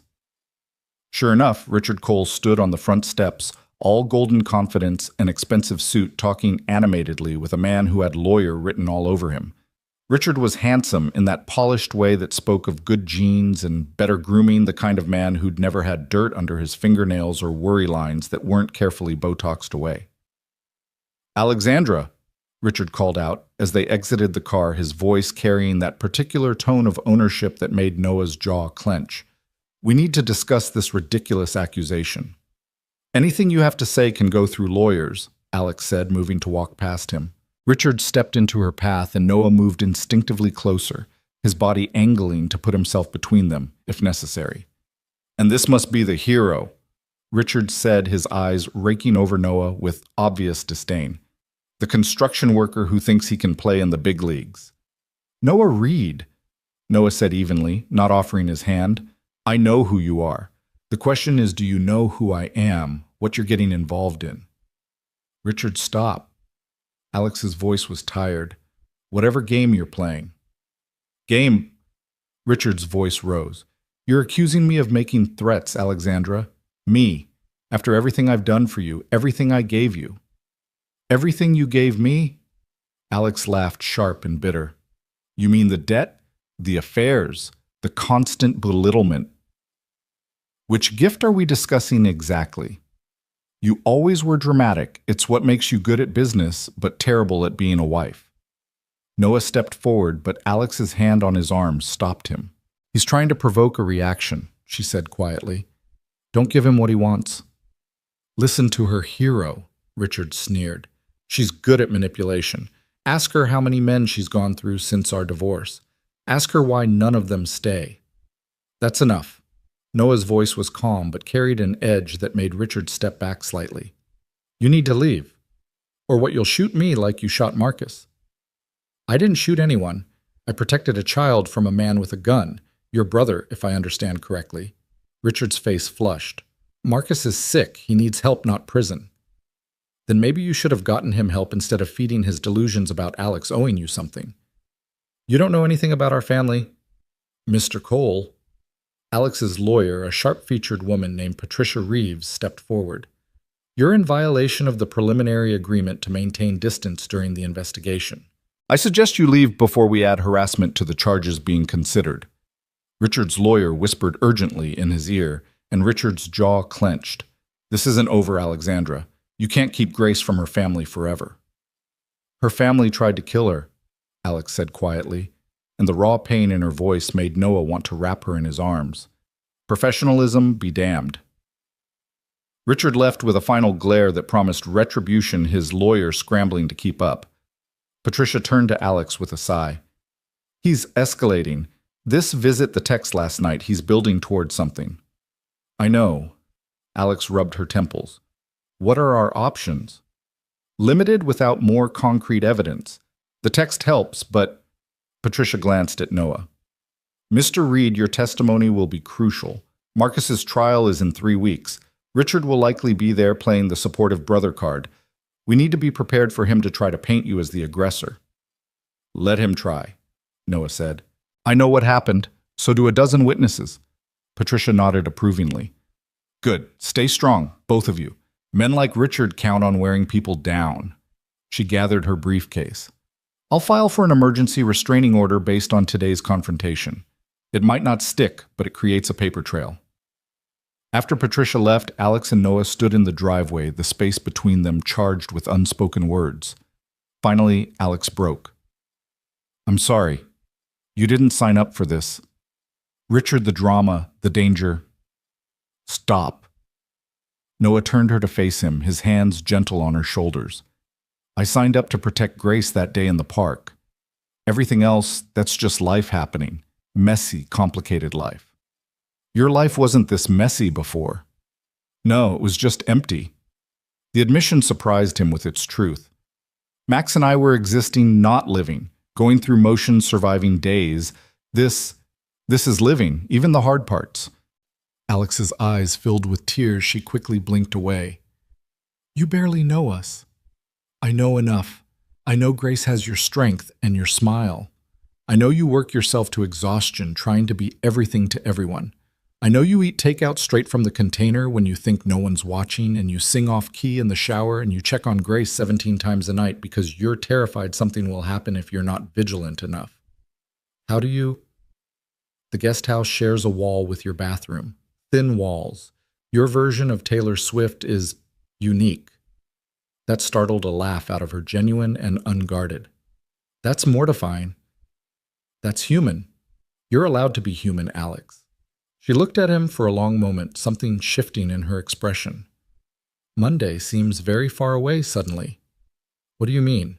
The professional boundaries we talked about. They feel... She struggled for words. Insufficient. Before Noah could respond, the front door burst open and Grace ran out, Max close behind. Mama, Mr. Noah, we made a volcano, and it actually explodes. Rosa helped, but then it got in her hair, and now she looks like a purple monster. The moment shattered, replaced by the chaos of children, and Rosa emerging with indeed purple foam in her usually immaculate hair, laughing despite the mess. But as they all trooped inside to see the science project disaster, Noah caught Alex's hand, squeezing briefly. We'll figure it out, he said quietly. The boundaries, Richard, all of it. She squeezed back. Promise. Promise. The afternoon dissolved into unexpected normalcy. The volcano was cleaned up and successfully redemonstrated with less explosive results. Grace insisted on giving everyone science names, dubbing Noah Professor Hammer and Alex Dr. Boss Lady, which made Max laugh until he couldn't breathe. Rosa produced lunch that somehow managed to use up leftovers while feeling like a feast, and for a few hours they could pretend they were just a normal family enjoying a Saturday. But reality crept back as the sun began to set. Alex's phone rang constantly. Board members concerned about the construction damage, reporters who'd somehow gotten word of Richard's visit David Chen with updates on insurance claims. Noah watched her juggle it all, conducting business from her kitchen, while helping Grace with a puzzle, never letting either role falter. "I need to go to the office," she said finally after a particularly tense call. "The board wants an emergency meeting tonight." "On a Saturday night?" Noah asked. "When you're hemorrhaging money, every hour counts." She looked exhausted. "Can you? We've got the kids. Go." She kissed Grace goodbye, hesitated, then kissed Max's forehead too. The boy looked startled but pleased. Then she was gone, leaving behind the scent of her perfume and a house that felt suddenly emptier. "Is Mama okay?" Grace asked, looking up from her puzzle with worried eyes. "She's handling business stuff," Noah said carefully. "Grown-up problems. Like when Daddy was being mean about money." Noah exchanged glances with Rosa, who shrugged. Kids heard more than adults realized. "Something like that," Noah said. "But your mom's very smart. She'll figure it out." "You'll help her, right? Like you helped me." The simple faith in Grace's voice made Noah's chest tight. "Yeah, sweetheart, I'll help her." The evening stretched quiet, the kids watching a movie while Noah reviewed the construction site photos on his laptop, looking for patterns. Evidence, anything that could prove Thompson's involvement. His phone buzzed an unknown number again. "You should have stayed out of it. Now you'll learn what happens when you interfere with family business." This time, Noah didn't hesitate. He called Patricia Reeves, directly forwarding the message while it was fresh. Then he called Alex. "Another text." Her voice was strained. "Same number. Different number, same style. Patricia has it." "I'm leaving the office now. Are the kids?" "Safe. Rosa and I have them. Security's still outside. I'll be home in 20. She made it in 15, bursting through the door with an energy that spoke of panic, carefully controlled. Grace and Max were asleep on the couch, the movie still playing softly. Alex's shoulders relaxed fractionally, seeing them safe. "The board approved hiring a private investigation firm," she said quietly, joining Noah in the kitchen. "They're taking the sabotage seriously, finally." "That's good. Is it Richard has connections everywhere? Even private investigators can be bought." "Not all of them. You just need the right ones." Noah pulled out his phone, scrolling to a contact. "Sam Morrison, ex-FBI, does private work now. He helped a friend of mine with a custody situation last year. Completely above board, completely incorruptible." Alex took the phone, studying the contact. "You trust him?" "With my life. More importantly, with Max's life." She nodded slowly. "I'll call him tomorrow." They stood in the kitchen, the weight of the day pressing down. Through the window, Noah could see Tom making his rounds, vigilant in the darkness. This was their life now, security guards and threatening texts, sabotage, and legal battles. "This isn't what you signed up for," Alex said again. "Stop saying that." Noah moved closer, close enough to see the exhaustion she was hiding, the fear she wouldn't voice. "You want to know what I signed up for?" She nodded, a small movement. "I signed up for Max having a friend who makes him laugh, for Grace feeling safe enough to sleep without nightmares, for Rosa's cooking and your terrible singing and morning coffee that actually tastes good." He paused, gathering courage. "I signed up for you, Alex. Complicated, brilliant, frustrating you. Noah. I know, Monday, professional boundaries.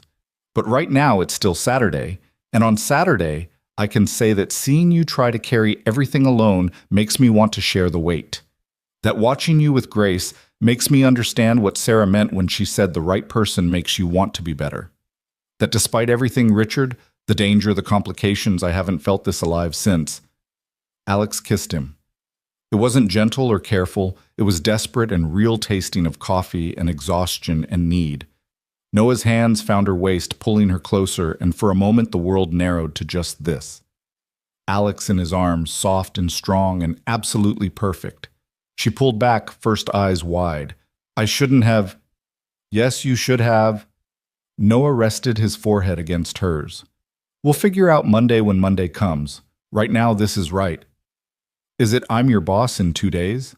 Your very complicated, recently divorced boss with a stalker ex-husband and more baggage than an airport. And I'm a widowed construction worker with a 7-year-old son and a bullet wound from saving your daughter. We're both complicated. That earned him a small smile. When you put it like that, a crash from outside shattered the moment. Noah was moving before a thought, pushing Alex behind him as he headed for the door. Through the window, he could see Tom wrestling with someone in dark clothing, both figures struggling on the ground. Call 911, Noah ordered, already reaching for the baseball bat Rosa kept by the door. Noah, your injury. Call 911, lock the door behind me, and don't open it for anyone but me or the police. He was outside before she could protest further. Tom had the intruder pinned, but the man was fighting hard, trying to reach something in his pocket. Noah recognized him, one of Thompson's crew leaders, a mean drunk named Eddie Valdez. Eddie, stop fighting! Noah commanded the bat ready, but hoping not to need it. Eddie's eyes were wild, unfocused. You ruined everything Thompson said you'd stay out of it, but you couldn't leave well enough alone. What did Thompson promise you, Eddie? Money, a promotion. Shut up. Eddie struggled harder, nearly breaking free before Tom got better leverage. He's using you, Eddie. When this goes bad and you think Thompson's going to protect you, you'll take the fall while he walks away clean. Police sirens were approaching, getting louder. Eddie seemed to realize what that meant, his struggles becoming more desperate. I can't go back to prison. I can't. Then tell the truth, Noah said urgently. Tell them Thompson sent you. Tell them about the construction site. Make a deal before Thompson throws you under the bus. Eddie went still, breathing hard. You don't understand. These people, they own everything. Judges, cops, the whole system. Not everything. Not everyone. The police arrived in a blur of lights and shouted commands. Eddie was cuffed and taken away, but not before giving Noah a look that might have been gratitude or might have been defeat. Tom gave his statement, blood dripping from a cut on his cheek that Eddie's fingernails had left. You okay? Noah asked. Been worse. You geet. Noah's side was screaming, his stitches pulling with every breath, but he nodded. Yeah. Alex appeared in the doorway, Grace and Max behind her, both kids wide-eyed and scared. It's okay, Noah said quickly, moving to them despite the pain. Everything's okay. Just someone who made a bad choice. Like Uncle Marcus? Grace asked in a small voice. The adults exchanged glances over her head. Yeah, sweetheart, like that. Why do people make bad choices? It was Max who answered, his 7-year-old wisdom surprising them all. Sometimes people get scared or angry and forget how to make good choices.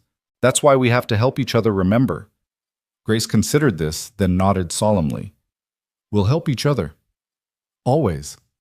Max agreed.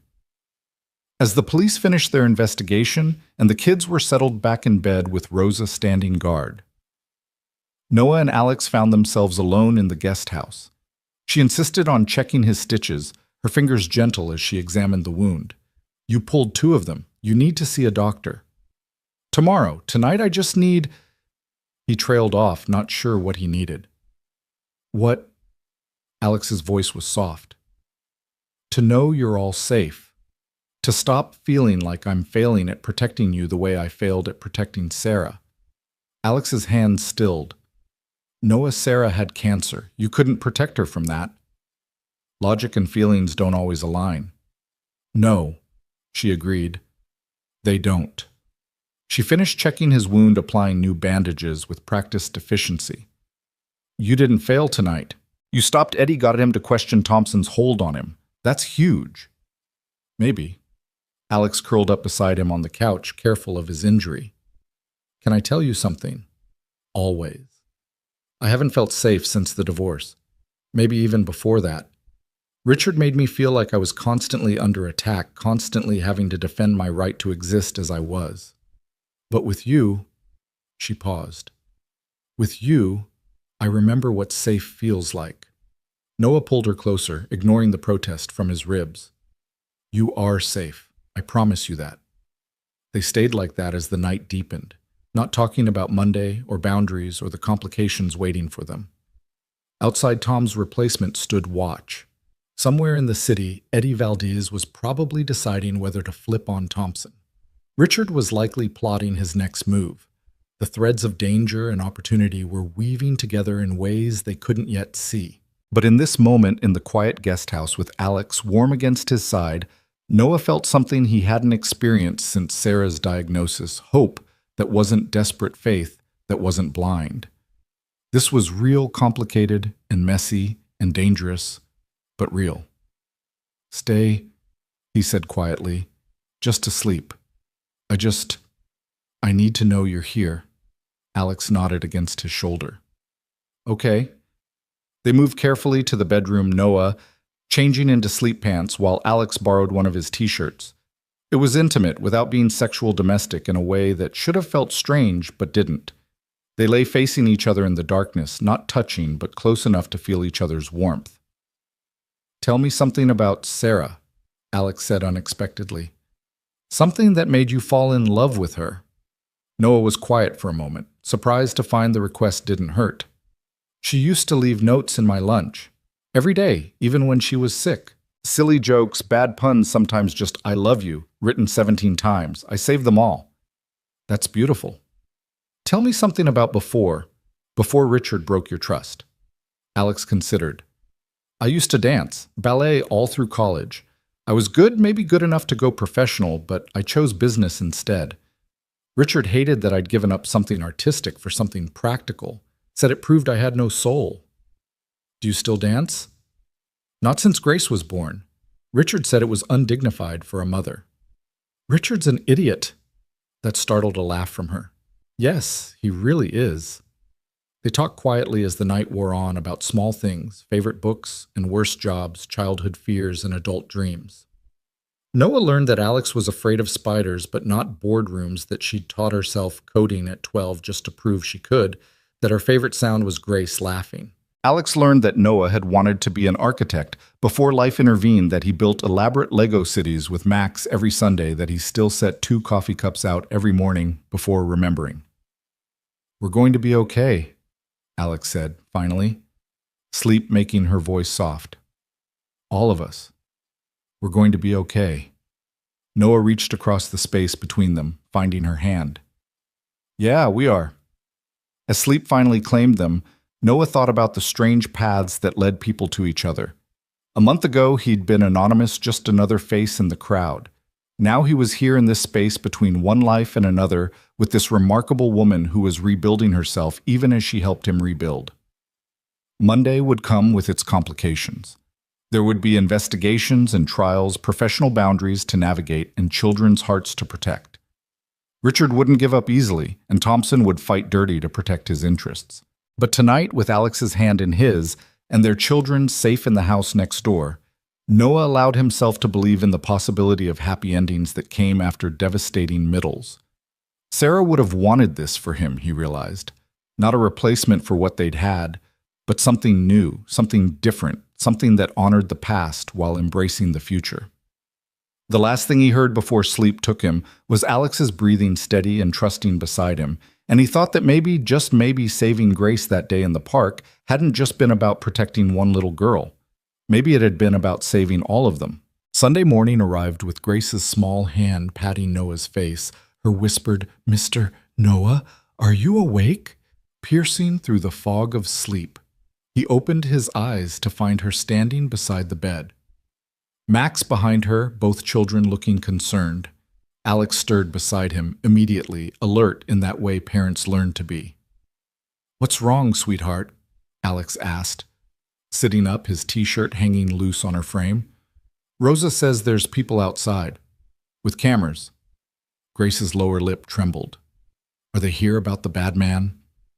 Noah was already moving, pulling on a shirt while Alex went to the window. Her soft curse told him everything he needed to know. The media had found them. "How many?" he asked, joining her at the window. At least 6 news vans lined the street outside the gates, reporters and cameramen milling around like vultures waiting for carrion. "Too many." Alex's phone was already ringing. She glanced at it and sighed. David, the board's gonna love this. She answered, walking toward the bathroom. Chen, I see them. No, don't release a statement yet. Noah turned to the kids who were watching with wide eyes. Hey, how about we make a blanket fort in the main house super secret, no windows? But what about the people outside? Max asked. They're just doing their jobs. They want to tell everyone's story about how I helped Grace, but we don't have to talk to them if we don't want to. Can we make the fort big enough for everyone? Grace asked. Even Rosa. Especially Rosa, Noah confirmed. She makes the best fort snacks. As the kids ran off to gather supplies, Alex emerged from the bathroom fully dressed in clothes she must have retrieved while Noah was distracted. The transformation from sleepy woman in his t-shirt to composed CEO was remarkable and somehow sad. I have to go out there, she said. Make a statement, control the narrative before Richard does. You don't have to do it alone. Yes, I do. You're not part of this, Noah. Not publicly. We can't afford to give Richard ammunition about... She gestured between them. About us? There is no us. Not officially. Not yet. The words were firm, but her eyes were apologetic. Tomorrow you become my employee. We need to be careful. Before Noah could respond, she was gone, striding toward the front gates with Patricia Reeves, who had appeared as if summoned. Through the window, Noah watched Alex face the cameras, poised and professional, giving nothing away, as reporters shouted questions about Marcus, about Richard, about the hero who'd saved her daughter. She's protecting you, Rosa said, appearing at his elbow. And herself. But mostly you and Max. I don't need protecting. Don't you? Those vultures would eat you alive, twist your story, dig into your past. Sarah's death, everything. Miss Alex knows how they work. She's been dealing with them since her father died. Noah watched Alex field questions with practiced ease, deflecting the invasive ones, providing just enough information to satisfy without revealing anything substantial. She was magnificent and distant, a different person from the woman who'd slept beside him holding his hand. His phone buzzed. Sam Morrison, the investigator he'd recommended. Noah, it's Sam. Ms. Cole hired me this morning. I need to talk to you about what I'm finding. Can you meet... I'm trapped by media at the Cole estate. I know, I'm at the service entrance. Security knows I'm coming.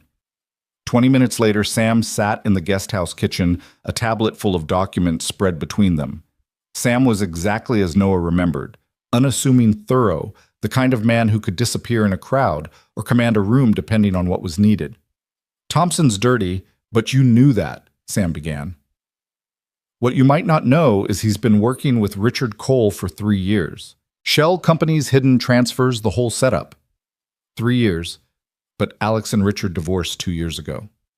The paperwork started before the divorce. Richard was planning something long-term. Sam pulled up a document. Look at this. Thompson Construction got every Cole Technologies contract right after Richard and Alex separated. Richard was on the board, then pushed them through. He was sabotaging his own wife's company. Ex-wife. And yes, but here's the interesting part. Sam swiped to another document.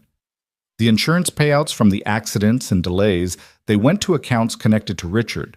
He's been bleeding Cole Technologies, slowly making it look like construction incompetence. Noah felt rage building in his chest. He's been setting her up to fail. More than that. I think he's trying to devalue the company enough to trigger a hostile takeover. Look at these board meeting minutes from 6 months ago. Noah read quickly his construction experience, helping him understand the technical aspects. Richard had proposed a merger with Steinberg Industries, his family's company. Alex had blocked it. Since then, every construction project had faced delays, cost overruns, accidents. Can we prove this? I'm working on it. Eddie Valdez started talking last night. Mentioned Thompson promised him $50,000 to scare you off. But here's what really interests me. Sam pulled up a photo. Security footage from the construction site 2 hours before the vandalism. The image was grainy but clear enough. Richard Cole standing next to Thompson and another man Noah didn't recognize. That's Marcus Hoffman's lawyer, Sam said. Vincent Morse. He specializes in one thing, getting guilty people off on technicalities. Why would he be at the construction site? That's the million-dollar question, but I have a theory. Sam leaned back. What if Marcus shooting at Grace wasn't random? What if it was meant to create chaos, distract from what Richard was really doing? Noah felt sick. You think Richard used his own brother's mental illness as a cover? I think Richard Cole is capable of anything to get what he wants. And what he wants is control of Cole Technologies of Grace of Alex. The front door opened and Alex entered looking exhausted. She stopped short seeing Sam. Ms. Cole, I was just updating Noah on my findings. And her voice was carefully controlled. Sam repeated what he'd told Noah, watching Alex's face go from pale to furious to something beyond anger, a cold determination that reminded Noah she'd built an empire from nothing. Can we use any of this in court? Not yet, but give me another 48 hours. Eddie's about to flip completely, and once he does, Thompson will scramble to save himself. That's when people make mistakes. After Sam left, Alex stood staring at the documents he'd left behind. 3 years. He's been planning this for 3 years. Alex, I thought the affairs were the betrayal, but this... He was undermining me while sleeping in my bed, eating at my table, playing with our daughter. Her voice broke on the last word. Noah pulled her into his arms, feeling her shake with suppressed rage. We're going to stop him. How? He has connections everywhere. The board already questions my judgment because of the divorce. If construction keeps failing, it won't. Tomorrow I start officially. I'll be on site every day. No more sabotage, no more corner cutting, no more delays. You can't watch everything. No, but I can bring in people I trust. Construction workers talk, Alex. They know who's dirty and who's clean. Let me build you a team that Richard can't buy. She pulled back to look at him. Why are you doing this? Really? You know why. Because you're a good man who helps people. Because somewhere between that hospital room and this moment you became my people. You and Grace. The ones I protect, the ones I fight for. Noah, we can't tomorrow changes everything. No, it doesn't. Tomorrow I become your director of facilities management. I'll be professional, respectful, appropriate. But that doesn't change this. He gestured between them. It just means we're careful. For how long? As long as it takes. Alex, I waited 18 months to feel anything besides grief. I can wait a little longer for this to be right. A crash from the main house interrupted them, the kids from the sound of Grace's delighted squeal. Alex smiled despite everything. We should check on the fort architects. The blanket fort had consumed the entire living room sheets and pillows, creating an elaborate tunnel system. Rosa was inside reading to the kids, her voice carrying dramatic inflection that had them giggling. It was so normal, so perfectly domestic that Noah's chest ached with want. Can we come in? Alex called. Password, Grace demanded. Cookie. No. Dragon. No. Max, tell them. Max's head popped out from behind a blanket. It's family. Noah and Alex exchanged glances. Family, they said together. You may enter, Grace announced regally. The rest of Sunday passed in a blur of enforced normalcy. The media remained outside, but inside the gates they created their own world. Noah helped Max with homework, while Alex and Grace baked cookies that turned out lopsided but delicious. Rosa taught them all a card game from her childhood that had everyone laughing until their sides hurt. But as evening approached, the weight of Monday pressed closer. Alex retreated to her office for conference calls with the board. Noah reviewed the construction plans again, memorizing every detail, every potential weakness. The children, sensing the adult tension, grew clingy and quiet. Are you really starting a new job tomorrow? Max asked as Noah tucked him in. I am. Same company as Alex, helping build new buildings. Will we still live here? For now. Is that okay? Max nodded. I like it here. I like having Grace as a friend, and Rosa makes better pancakes than you. Thanks a lot, Noah said, but he was smiling. Dad, do you like Alex like her? Noah considered lying, but Max deserved better. Yeah, buddy, I do. Mom would be okay with it, Max said quietly. She told me before she died that you'd be sad for a while, but then you'd be happy again. She made me promise to help you be happy. Noah's throat closed. She did. She said love doesn't run out, that there's always more if you're brave enough to find it. Your mom was pretty smart. Yeah. Max yawned. Alex is smart too. Different smart, but still smart. After Max fell asleep, Noah found Alex on the patio, a glass of wine untouched beside her. She was staring at her laptop, fingers hovering over the keyboard. Resignation letter, he asked, trying for light. Email to the board, trying to explain why I've hired someone they'll see as unqualified without revealing he saved my daughter's life. Tell them the truth. I have 15 years of construction experience. I've identified significant problems with current contractors, and I'm bringing in my own team to ensure quality control. It's that simple. The best truths usually are. She looked at him, illuminated by the laptop screen. After tomorrow, we'll have to be careful. No more nights in the guest house, no more. She gestured vaguely. I know. The board will be watching for any sign of impropriety. Richard will use anything against me. I know. Then why aren't you running? Noah moved closer, not touching, but close enough to feel her warmth. Because some things are worth fighting for, worth waiting for. I'm not good at waiting, Alex admitted. I'm used to taking what I want, making things happen. Maybe that's why this is important. The best things can't be forced or rushed. They have to develop naturally, honestly. Like buildings, Alex said with a small smile. Strong foundations first. Exactly. They sat in comfortable silence, both aware this was likely their last such evening for a while. Tomorrow would bring new challenges, new boundaries, new complications. But tonight they had this quiet understanding and shared purpose. Noah's phone buzzed. Unknown number. He almost didn't answer, but something made him pick up. Mr. Reed, this is Vincent Morse. I represent Marcus Hoffman. Noah put the phone on speaker, gesturing for Alex to stay quiet. What do you want? To make a deal. My client has information about the construction site vandalism, about Richard Cole's involvement. He's willing to testify in exchange for reduced charges. Marcus is turning on his own brother. Marcus is having what we call a moment of clarity. The medication is helping him see how he's been manipulated. He wants to make things right, especially regarding the little girl. Noah looked at Alex, whose eyes were wide. What kind of information? Recorded conversations. Richard visiting Marcus, encouraging his delusions about Ms. Cole, suggesting that if Grace were gone, everything would go back to normal. We have dates, times, recordings. Why should we trust you? Because in 24 hours, I'm filing these recordings with the court regardless. I'm calling as a courtesy, Mr. Reed. Marcus wants you to know he's sorry. He wants the little girl to know he never really wanted to hurt her. The voices, the illness, Richard's manipulation, he's finally seeing it all clearly. After Morse hung up, Alex was already calling Patricia. The lawyer answered on the first ring, listened, then said she'd be there in 30 minutes. This changes everything, Alex said. If Marcus testifies against Richard, Richard's finished, but he won't go quietly.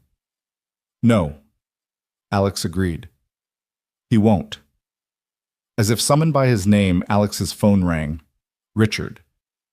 Don't answer, Noah said. I have to. If I don't, he'll use it against me. She answered, putting it on speaker. Richard. Alexandra. His voice was slurred, drinking from the sound of it. My brother called, said he's going to lie about me in court. You've poisoned him against me. I haven't spoken to Marcus since the divorce. Liar. You've always been a liar. Perfect Alexandra, so composed, so controlled. But I know what you really are. Richard, you're drunk. We can talk tomorrow. Tomorrow your boy toy starts working for you. How convenient. Hero saves the day, gets the job, gets the girl. Like a bad movie. Noah tensed, but Alex touched his hand, keeping him quiet. There's nothing inappropriate about hiring qualified people, Richard. Qualified. He's a construction worker. But then you always did like slumming. Remember that bartender in Aspen? Goodbye, Richard. I'm going to destroy you, Alexandra. Take everything. The company, Grace, all of it. You'll have nothing. Is that a threat? It's a promise. You took everything from me. My family, my reputation. You destroyed your own reputation with affairs and embezzlement. I just refuse to cover for you anymore. Embezzlement? You can't prove... Actually, I can. Thompson's been very chatty since his friend Eddie got arrested. Something about not wanting to go down alone. Silence on the other end, then Richard's voice colder, now sober, despite the alcohol. You think you've won. You have no idea what I'm capable of. Neither do you, Richard. The difference is I'm not alone anymore. She hung up. Within seconds, her phone was ringing again. She turned it off. He's going to escalate, Noah said. Let him. Every threat, every action just adds to our case. But her hands were shaking. Patricia arrived with 2 other lawyers, and they spent the next 3 hours preparing for what was coming. Restraining orders, custody documentation, criminal charges for the sabotage. By the time they finished, it was nearly midnight. I should go, Noah said as the lawyers packed up. Big day tomorrow. Noah, Alex caught his arm. Be careful tomorrow. Thompson won't be happy about you replacing his oversight. I can handle Thompson. I know, but still. Be careful. I can't. She stopped. We can't lose you too. The we hung between them heavy with meaning. Noah wanted to kiss her, to promise everything would be fine, but Patricia was watching and tomorrow was bearing down on them. I'll be careful, he promised. Monday morning came too soon. Noah arrived at the Cole Technologies construction site at 6 a.m., full crew already assembled. Thompson was there, red-faced and blustering. You can't just waltz in here and take over my site. It's not your site, Noah said calmly. It's Cole Technologies' site. You're just a contractor, and from what I've seen, not a very good one. You little... Mr. Thompson. A new voice interrupted. Alex stepped out of a car perfectly composed in a navy suit that meant business. Is there a problem? Ms. Cole, this man is disrupting our workflow. This man is my director of facilities management. He has full authority over this site. If you have a problem with that, your contract has a termination clause we'd be happy to invoke. Thompson's face went purple. You'll regret this. I doubt it. Alex's smile was sharp as glass. Mr. Reed, carry on. I have a board meeting. She left, but not before her eyes met Noah's for a brief moment. Professional, appropriate, but underneath something more. Noah turned to the assembled crew. All right, everyone. We're doing a full site inspection. Every beam, every wire, every bolt. If you've been cutting corners, now's your chance to come clean. No judgments, no firings if you're honest. But if I find problems you don't tell me about, you're gone. By noon, 3 workers had confessed to various shortcuts Thompson had ordered. By 2, Noah had a list of violations that would shut down most construction sites. By 4, Thompson's own foreman had agreed to testify about the systematic fraud. Noah was documenting everything when his phone rang. Max's school. Mr. Reed, Max didn't come back from lunch. We've searched everywhere. The world tilted. Noah was running before conscious thought calling Alex as he ran. Max is missing. What? How? School says he didn't come back from lunch. I'm heading there now. I'm coming. And Noah Grace is still in class. I just checked. The relief that Grace was safe was immediately swallowed by terror for Max. Noah drove like a madman, arriving at the school to find police already there. The principal, Mrs. Davidson, met him at the door. We've reviewed the security footage. Max left with a man at 11:45. The man showed paperwork, said he was picking Max up for a family emergency. What man? She showed him the footage. Noah's blood went cold. Richard Cole smiling at the camera as he led Max away. That's Richard Cole. Noah said, his voice deadly calm. He has no authorization to pick up my son. Alex arrived as the police were issuing an Amber Alert. Her face was pale, but determined. He won't hurt Max, she said quietly. Richard's many things, but he's not violent toward children. He had his brother shoot at Grace. No, he manipulated Marcus, but I don't think he expected actual violence. This is about leverage. He has Max to force us to back down. Noah's phone rang. Unknown number. Hello, Noah. Richard's voice was calm, controlled. I have your son. He's safe eating ice cream, actually. Seems he likes mint chocolate chip. If you hurt him. I won't. I'm not a monster despite what Alexandra tells people. I just want to talk. Civilized. There's a warehouse on Dock Street, number 47. Come alone, both of you. Richard, this is kidnapping, Alex said. You're destroying any chance of... I'm negotiating. 1 hour. Come alone or I call my friends at Channel 9, tell them about your inappropriate relationship with your employee. How long before the board uses that to remove you, Alexandra? The line went dead. We're calling the police, Alex said immediately. No. Noah's voice was flat. We go. We get Max. Then we destroy him. Noah, this is crazy. This is my son. The words came out raw, desperate.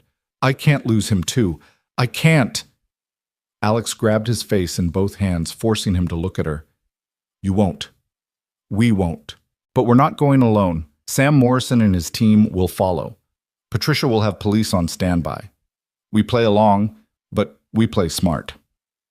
40 minutes later, they pulled up to the warehouse. It was empty except for Richard's Tesla and a van Noah didn't recognize. Richard stood in the doorway, Max beside him, the boy looking confused but unharmed. Dad. Max started forward, but Richard held his shoulder. Not yet, buddy. The adults need to talk first. Let him go, Richard, Alex said. You've made your point. Have I? Because from where I'm standing, you're still trying to ruin me. Richard's composure cracked slightly. 3 years, Alexandra. 3 years I've been trying to get back what's mine. I was never yours, Richard. That was the problem. You were my wife. Grace is my daughter. Grace is not your daughter. Alex's voice was ice. You lost that right when you signed away custody. Because you forced me. Your lawyers, your money, your affairs, your lies, your abuse, Alex countered. Should we list them all? Should we talk about Melissa Jennifer? The girl in accounting who filed a complaint you had buried. Richard's face contorted. You always thought you were better than me. So pure, so perfect, but you're not, are you? You're sleeping with the help now. How the mighty have fallen. Dad, Max's voice was small. Can we go home? Something in the way Max said home, meaning Alex's house, Noah realized, made Richard's expression darken further. You've replaced me, both of you. With this, nobody. That nobody saved Grace's life, Alex said. Something you never would have done. Because I never would have let her be in danger in the first place. You sent Marcus after her. I didn't send anyone. Marcus is sick. He acted alone. We have recordings, Richard. Marcus recorded your conversations. You telling him Grace would be better off with her real family. You suggesting that if Grace weren't around, I'd have no reason to keep fighting you. Richard went white. That's not, I never meant, you never mean anything, do you? Alex stepped forward. It's always someone else's fault. The affairs were my fault for working too much. The embezzlement was Thompson's idea. Marcus's breakdown was his own weakness. When do you take responsibility, Richard? When do you? Richard shot back. You destroyed our marriage with your ambition. I succeeded despite you, not because of you, and that's what you can't forgive. While they argued, Noah had been slowly moving closer to Max. Richard was so focused on Alex he didn't notice until Noah was close enough to grab his son. Max, come here. Don't move, kid, Richard said, but his grip on Max had loosened. Let go of my son. Noah's voice was dangerous now, all pretense gone. Your son. Where were you when he needed you? Working overtime, leaving him with babysitters, barely scraping by. He was surviving. We both were. Something you've never had to do. Dad, I want to go, Max said, pulling away from Richard. See? Richard laughed bitterly. Even the kid chooses them over family. We are his family. Grace's voice piped up from behind them. Everyone turned to see Grace standing with Rosa and Patricia police officers behind them. Max is my brother now. That's what chosen family means. Grace, Richard's voice broke. What are you doing here? Making sure you don't hurt anyone else. Grace walked past him to Max, taking his hand. Come on. Rosa made cookies. The simplicity of it, the easy dismissal of Richard's power, seemed to break something in him. He lunged forward, whether toward the kids or Alex, Noah couldn't tell. But Noah was already moving his fist, connecting with Richard's jaw in a satisfying crack. Richard went down hard, blood streaming from his nose. You hit me. Everyone saw that. I saw you assault Mr. Reed first. Patricia said calmly, as did the officers behind me, and the security cameras Sam installed an hour ago. Richard looked around wildly, realizing he'd been outmaneuvered. This isn't over. Yes, it is. Alex stood over him, no longer the woman he'd tried to diminish. You're going to jail, Richard, for kidnapping, conspiracy, embezzlement, and whatever else we can prove. Your brother's testimony will bury you. Thompson's already turned state's evidence. It's over. The police moved in cuffs, clicking around Richard's wrists as they read him his rights. He kept shouting about lawyers, about connections, but no one was listening anymore. Noah wrapped Max in his arms, feeling his son shake with delayed reaction. You okay, buddy? He said he was taking me to you, that there was an emergency. I know, I'm sorry. We're going to talk about stranger danger again, okay? He wasn't a stranger. He was Grace's dad. Ex-dad, Grace corrected. Noah's going to be my new dad. The adults all froze. Grace looked at them with innocent confusion. What? That's what happens, right? You love each other, you get married, and then Max and I are real siblings. Grace. Alex started, her face flushed. That's not... It's okay, Mama. I know you have to date first. But anyone can see you love each other. Even Max sees it, and he doesn't notice anything. Hey, Max protested, but he was smiling. As the police cars pulled away with Richard, Sam Morrison approached. That was either very brave or very stupid coming here like that. Probably both, Noah admitted. Well, it worked. Richard threatened you on recording, admitted to the conspiracy on tape. Between that and what we already have, he's done. Later, back at the estate after the police statements, and the kids were safely in bed, Noah and Alex stood in the garden between the main house and guest house, neither sure where to go from here. So, Noah said, how was your first day with your new director of facilities management? Eventful, Alex said dryly. He got my ex-husband arrested and saved my nephew. Nephew? That's what Max is, right. If Grace has decided you're going to be her new dad. Kids say things. Kids say true things. Alex moved closer. She's not wrong, you know, about how I feel. Alex, we said we'd be careful. We were. We are. But Richard's gone. The board saw you save the construction project today, and frankly, after everything, I don't care what anyone thinks. She reached up, cupping his face.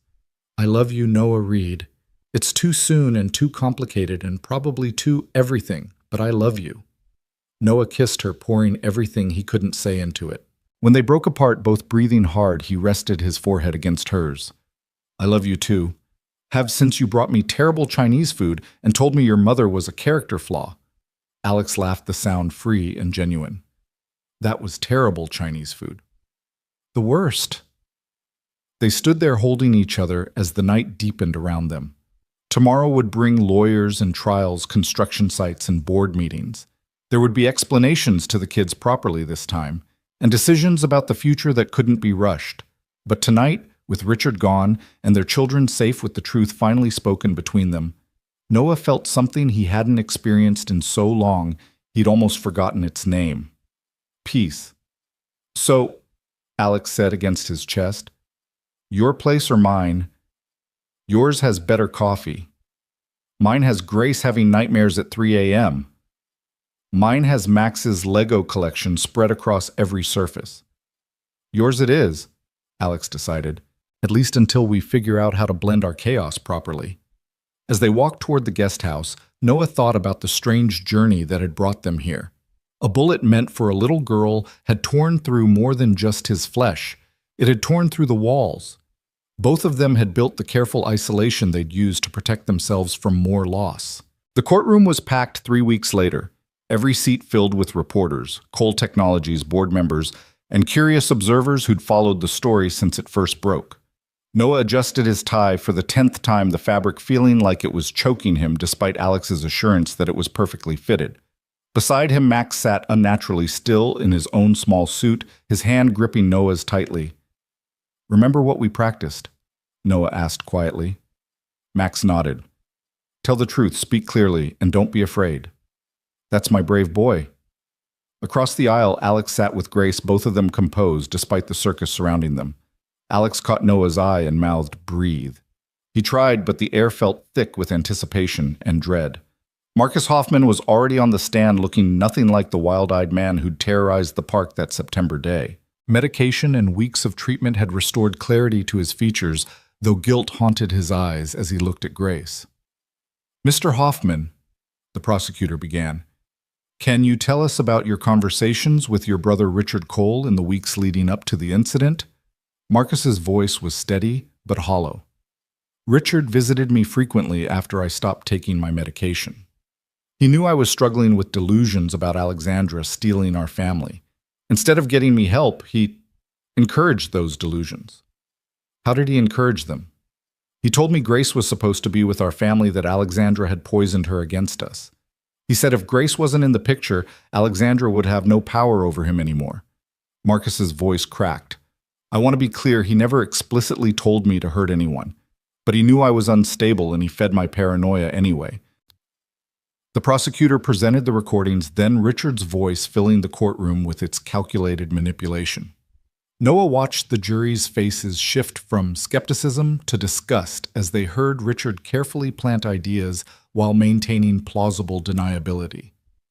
"She took everything from us, Marcus. Your niece, our family's reputation, everything. Sometimes I think everyone would be better off if things went back to how they were before Grace.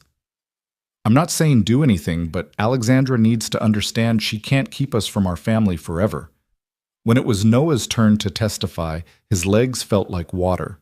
But then he saw Grace's encouraging smile and Max's proud face, and he found his strength.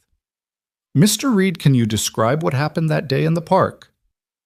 Noah told the story simply without embellishment. The man in the hood, the gun, the decision that wasn't really a decision at all.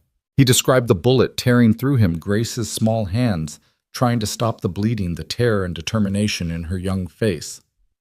"Why did you do it, Pete?" the prosecutor asked. "Why risk your life for a child you didn't know?" Noah looked at Grace, then at his son.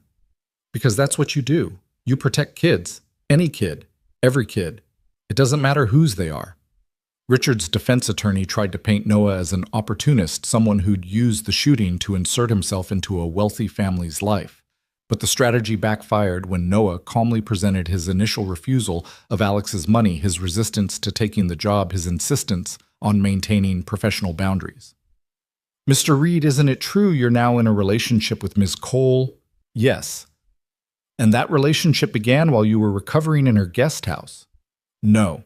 The relationship began when two single parents realized their kids had become best friends, and that maybe after everything they'd both been through, they deserved a chance at happiness again." "So you admit you pursued a vulnerable woman?" "Objection," Alex's lawyer called out. "Counsel is testifying." "Sustained." The defense attorney regrouped. "When did you and Ms. Cole first become intimate?" Noah met his gaze steadily. "That's none of your business. But if you're trying to imply I saved a 6-year-old girl's life as part of some elaborate scheme to seduce her mother, then you're not just wrong, you're insulting every decent human instinct that exists." The real drama came when Richard took the stand in his own defense. He'd clearly been coached, presenting himself as a concerned family member who'd only wanted what was best for Grace. But Alex's lawyer, Patricia Reeves, was ready for him. "Mr. Cole, you claim you never intended violence toward your daughter." "She's not my daughter," Richard snapped, then caught himself. "I mean, biologically. She's not your biological daughter." Richard's lawyer objected, but the damage was done. Patricia presented the paternity test Richard had secretly ordered 2 years into the marriage, proving Grace wasn't his biological child, something Alex had never hidden, but Richard had used as justification for his cruelty. "You knew from the beginning that Grace was from Ms. Cole's previous relationship, correct?" "Yes, but you adopted her claim to love her as your own." "I did love her. Until you discovered she wasn't your biological child, at which point you began your affairs." "That's not Mr. Cole. Is it true you embezzled nearly $3 million from Cole Technologies through fraudulent construction contracts?" The questioning went on for hours, Patricia methodically destroying Richard's carefully constructed image. By the end, he was revealed as what he truly was: A narcissist who'd used his brother's mental illness and attacked a child's safety to maintain control over a woman who'd dared to leave him. The jury deliberated for less than 2 hours. Guilty on all counts: conspiracy to commit assault, embezzlement, kidnapping, child endangerment. Richard's face went white as the verdicts were read. 25 to life, the judge announced. Marcus would serve 5 years in a psychiatric facility, his cooperation and mental illness considered. As the courtroom erupted in chaos, Grace tugged on Noah's sleeve. "Is it over now?" "Yeah, sweetheart, it's over." "Good." She looked at Max. "Want to go get ice cream?" The simple question, the easy return to childhood priorities, made everyone laugh, despite the weight of the moment. Alex pulled Grace close while Noah held Max, and for a moment they stood there, not quite a family yet, but something moving steadily in that direction. Outside the courthouse, reporters swarmed. Alex handled them with practiced ease while Noah shepherded the kids to the car, but one reporter managed to corner him. "Mr. Reed, how does it feel to be a hero?" Noah paused, considering. "I'm not a hero. I'm just a dad who did what any parent would do, protect a child in danger." "But you weren't Grace's parent then." "No," Noah agreed, catching Alex's eye as she finished with the other reporters. "But I am now." The headline the next morning read, "From Hero to Family, How One Bullet Created an Unexpected Love Story." Rosa had framed it before anyone else was awake, hanging it in the kitchen where it caught the morning light. 6 months later, the Cole Technologies expansion was ahead of schedule and under budget, a minor miracle in construction.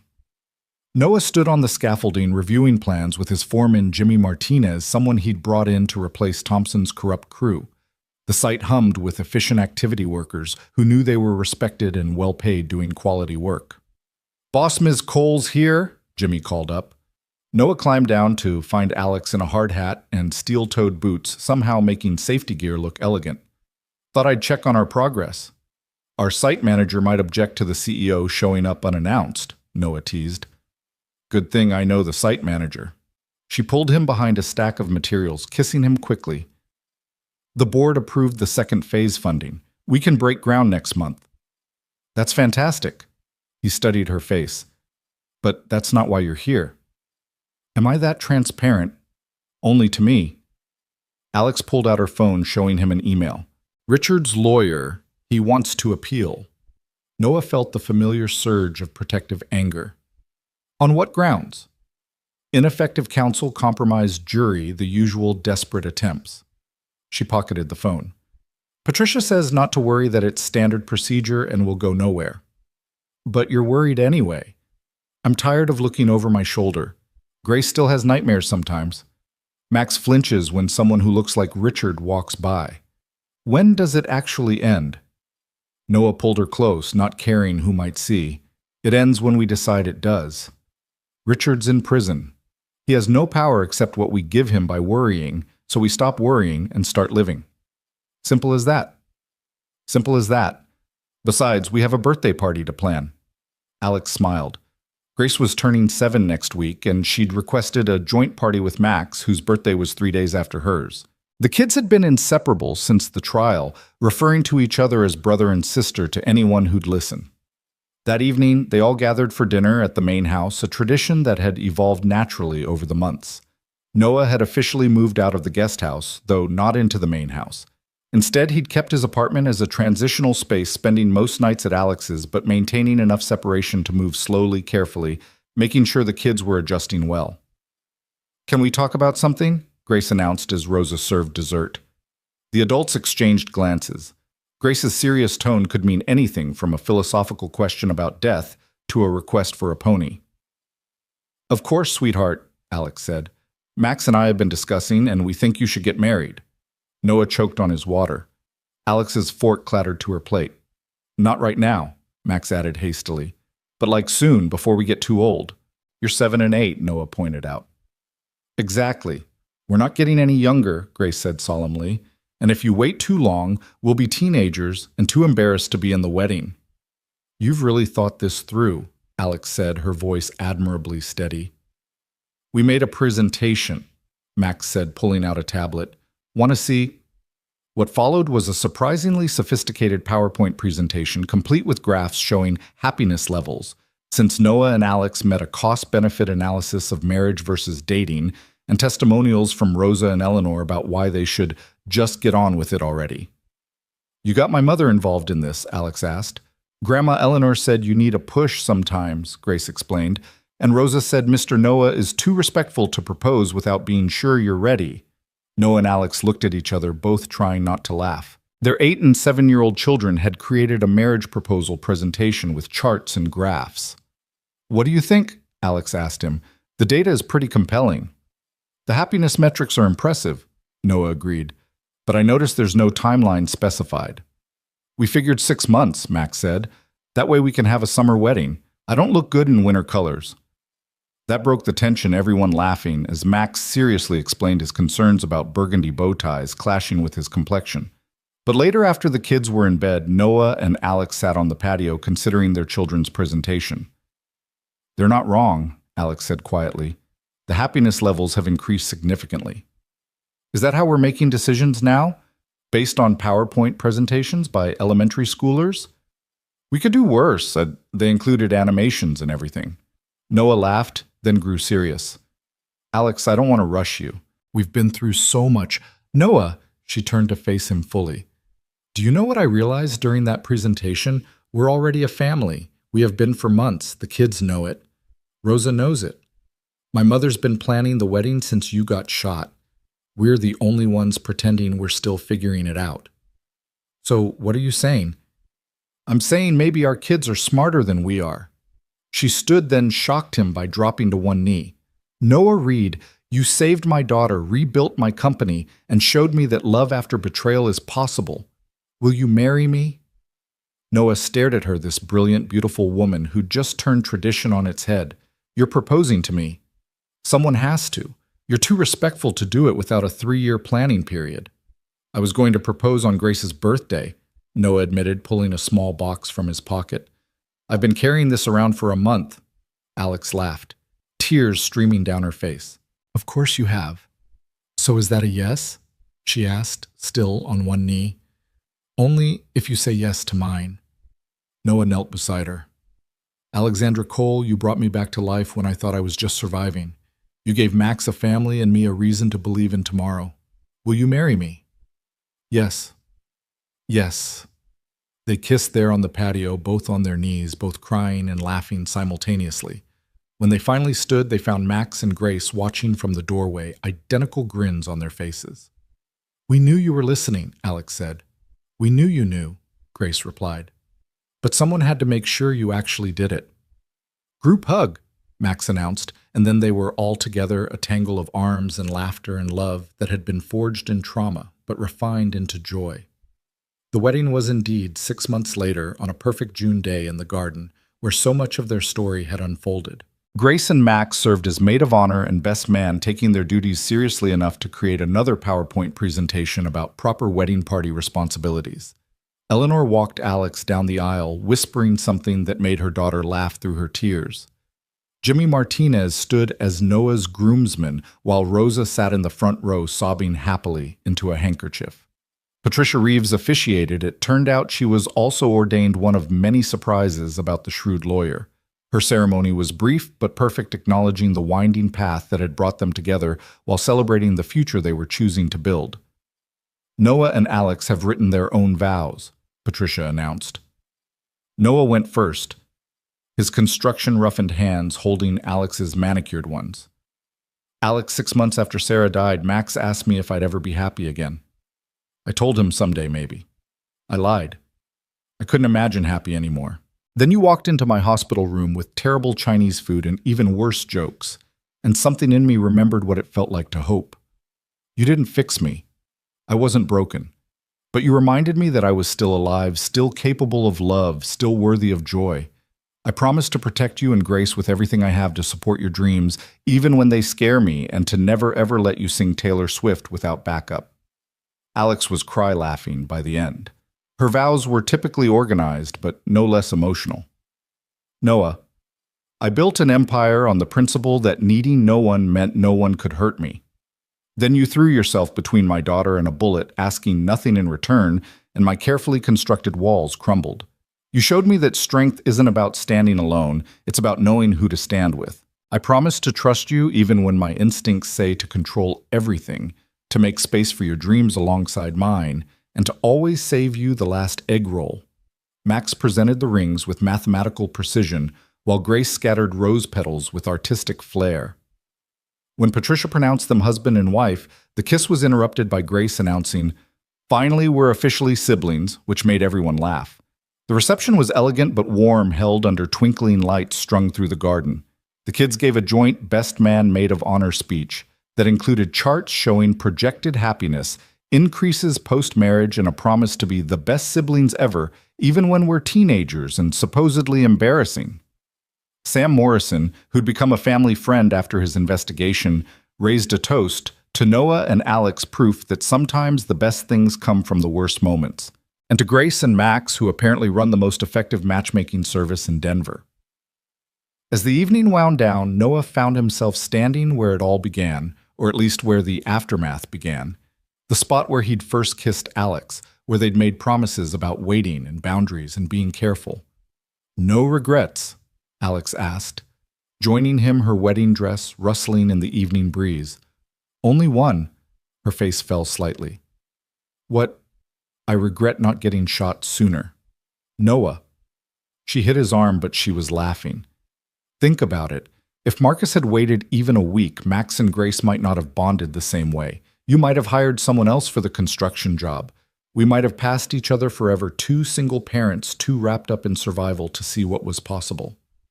"So you're saying getting shot was the best thing that happened to you?" "No, getting shot was terrible. The recovery was awful. The trial was a nightmare." He pulled her close. "But it led me to you, to this family, to a life I never imagined I could have. So yeah, I'd take that bullet again." "Well, please don't. One bullet wound per family is enough." They swayed together to the distant music from the reception, two people who'd found each other through violence and chaos, but built something beautiful from the wreckage. "Dad, Mom," Max called out. It was the first time he'd called Alex Mom, and her breath caught. "Grace is trying to sneak cake to her room." "I'm saving it for later," Grace protested. "You can't save wedding cake for later, it goes bad." "It does not tell him, Mama," as their children bickered good-naturedly. Noah and Alex walked back toward their reception, their family, their future. The bullet wound had long since healed, leaving only a scar that Noah sometimes forgot was there. Richard was serving his sentence, his appeals denied, his power finally broken. Thompson Construction had folded, replaced by honest contractors who did quality work. Cole Technologies was thriving, the expansion complete and profitable. But more than all of that, two broken families had healed into one whole one. Not perfect perfection was a myth Richard had tried to sell, but real, complicated, messy, and absolutely worth every struggle that had brought them here. "Hey," Noah said suddenly. "Want to know a secret? Always. I loved you before the Chinese food.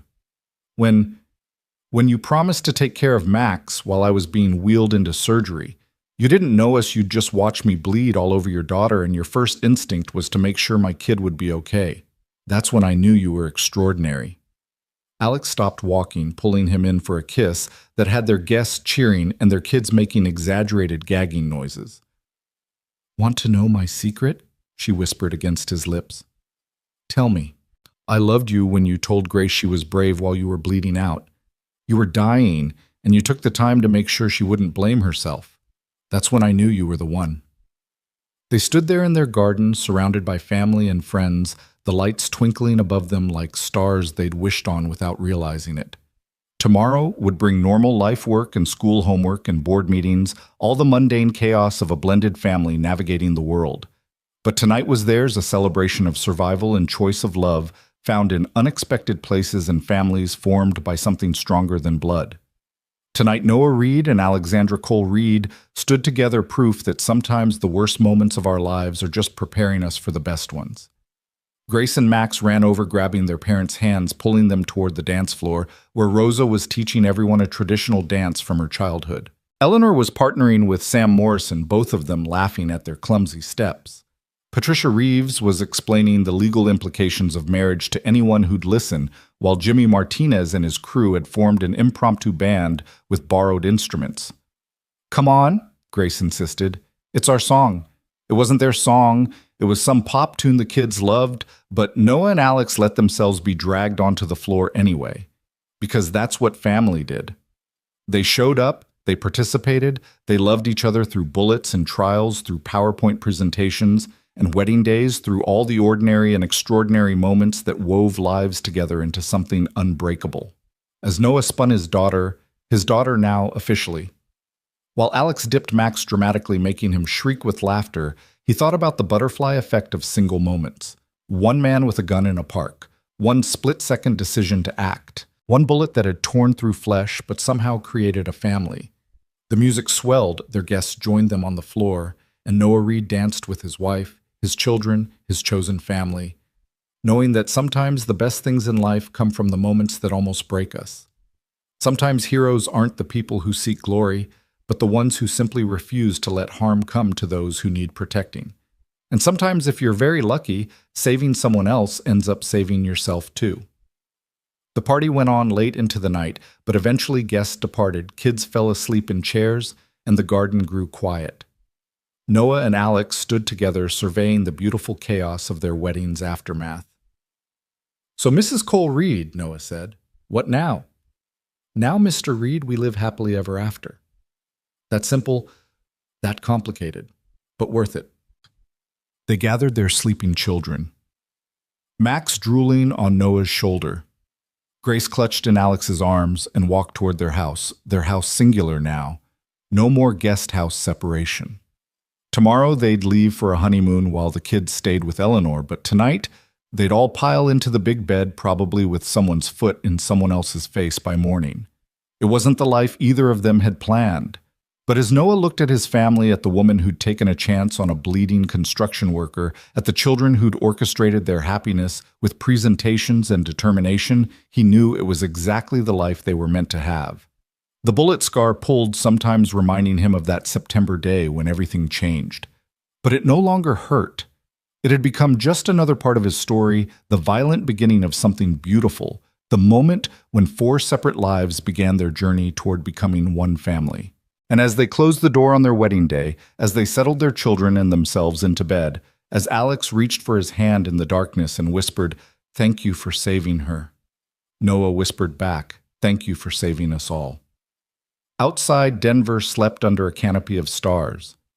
Somewhere other families were facing their own trials, their own moments of decision. But inside the Cole Reed house, 4 people who'd found each other through chaos slept peacefully, safely together. It was, Noah thought, as sleep claimed him, a hell of a happily ever after.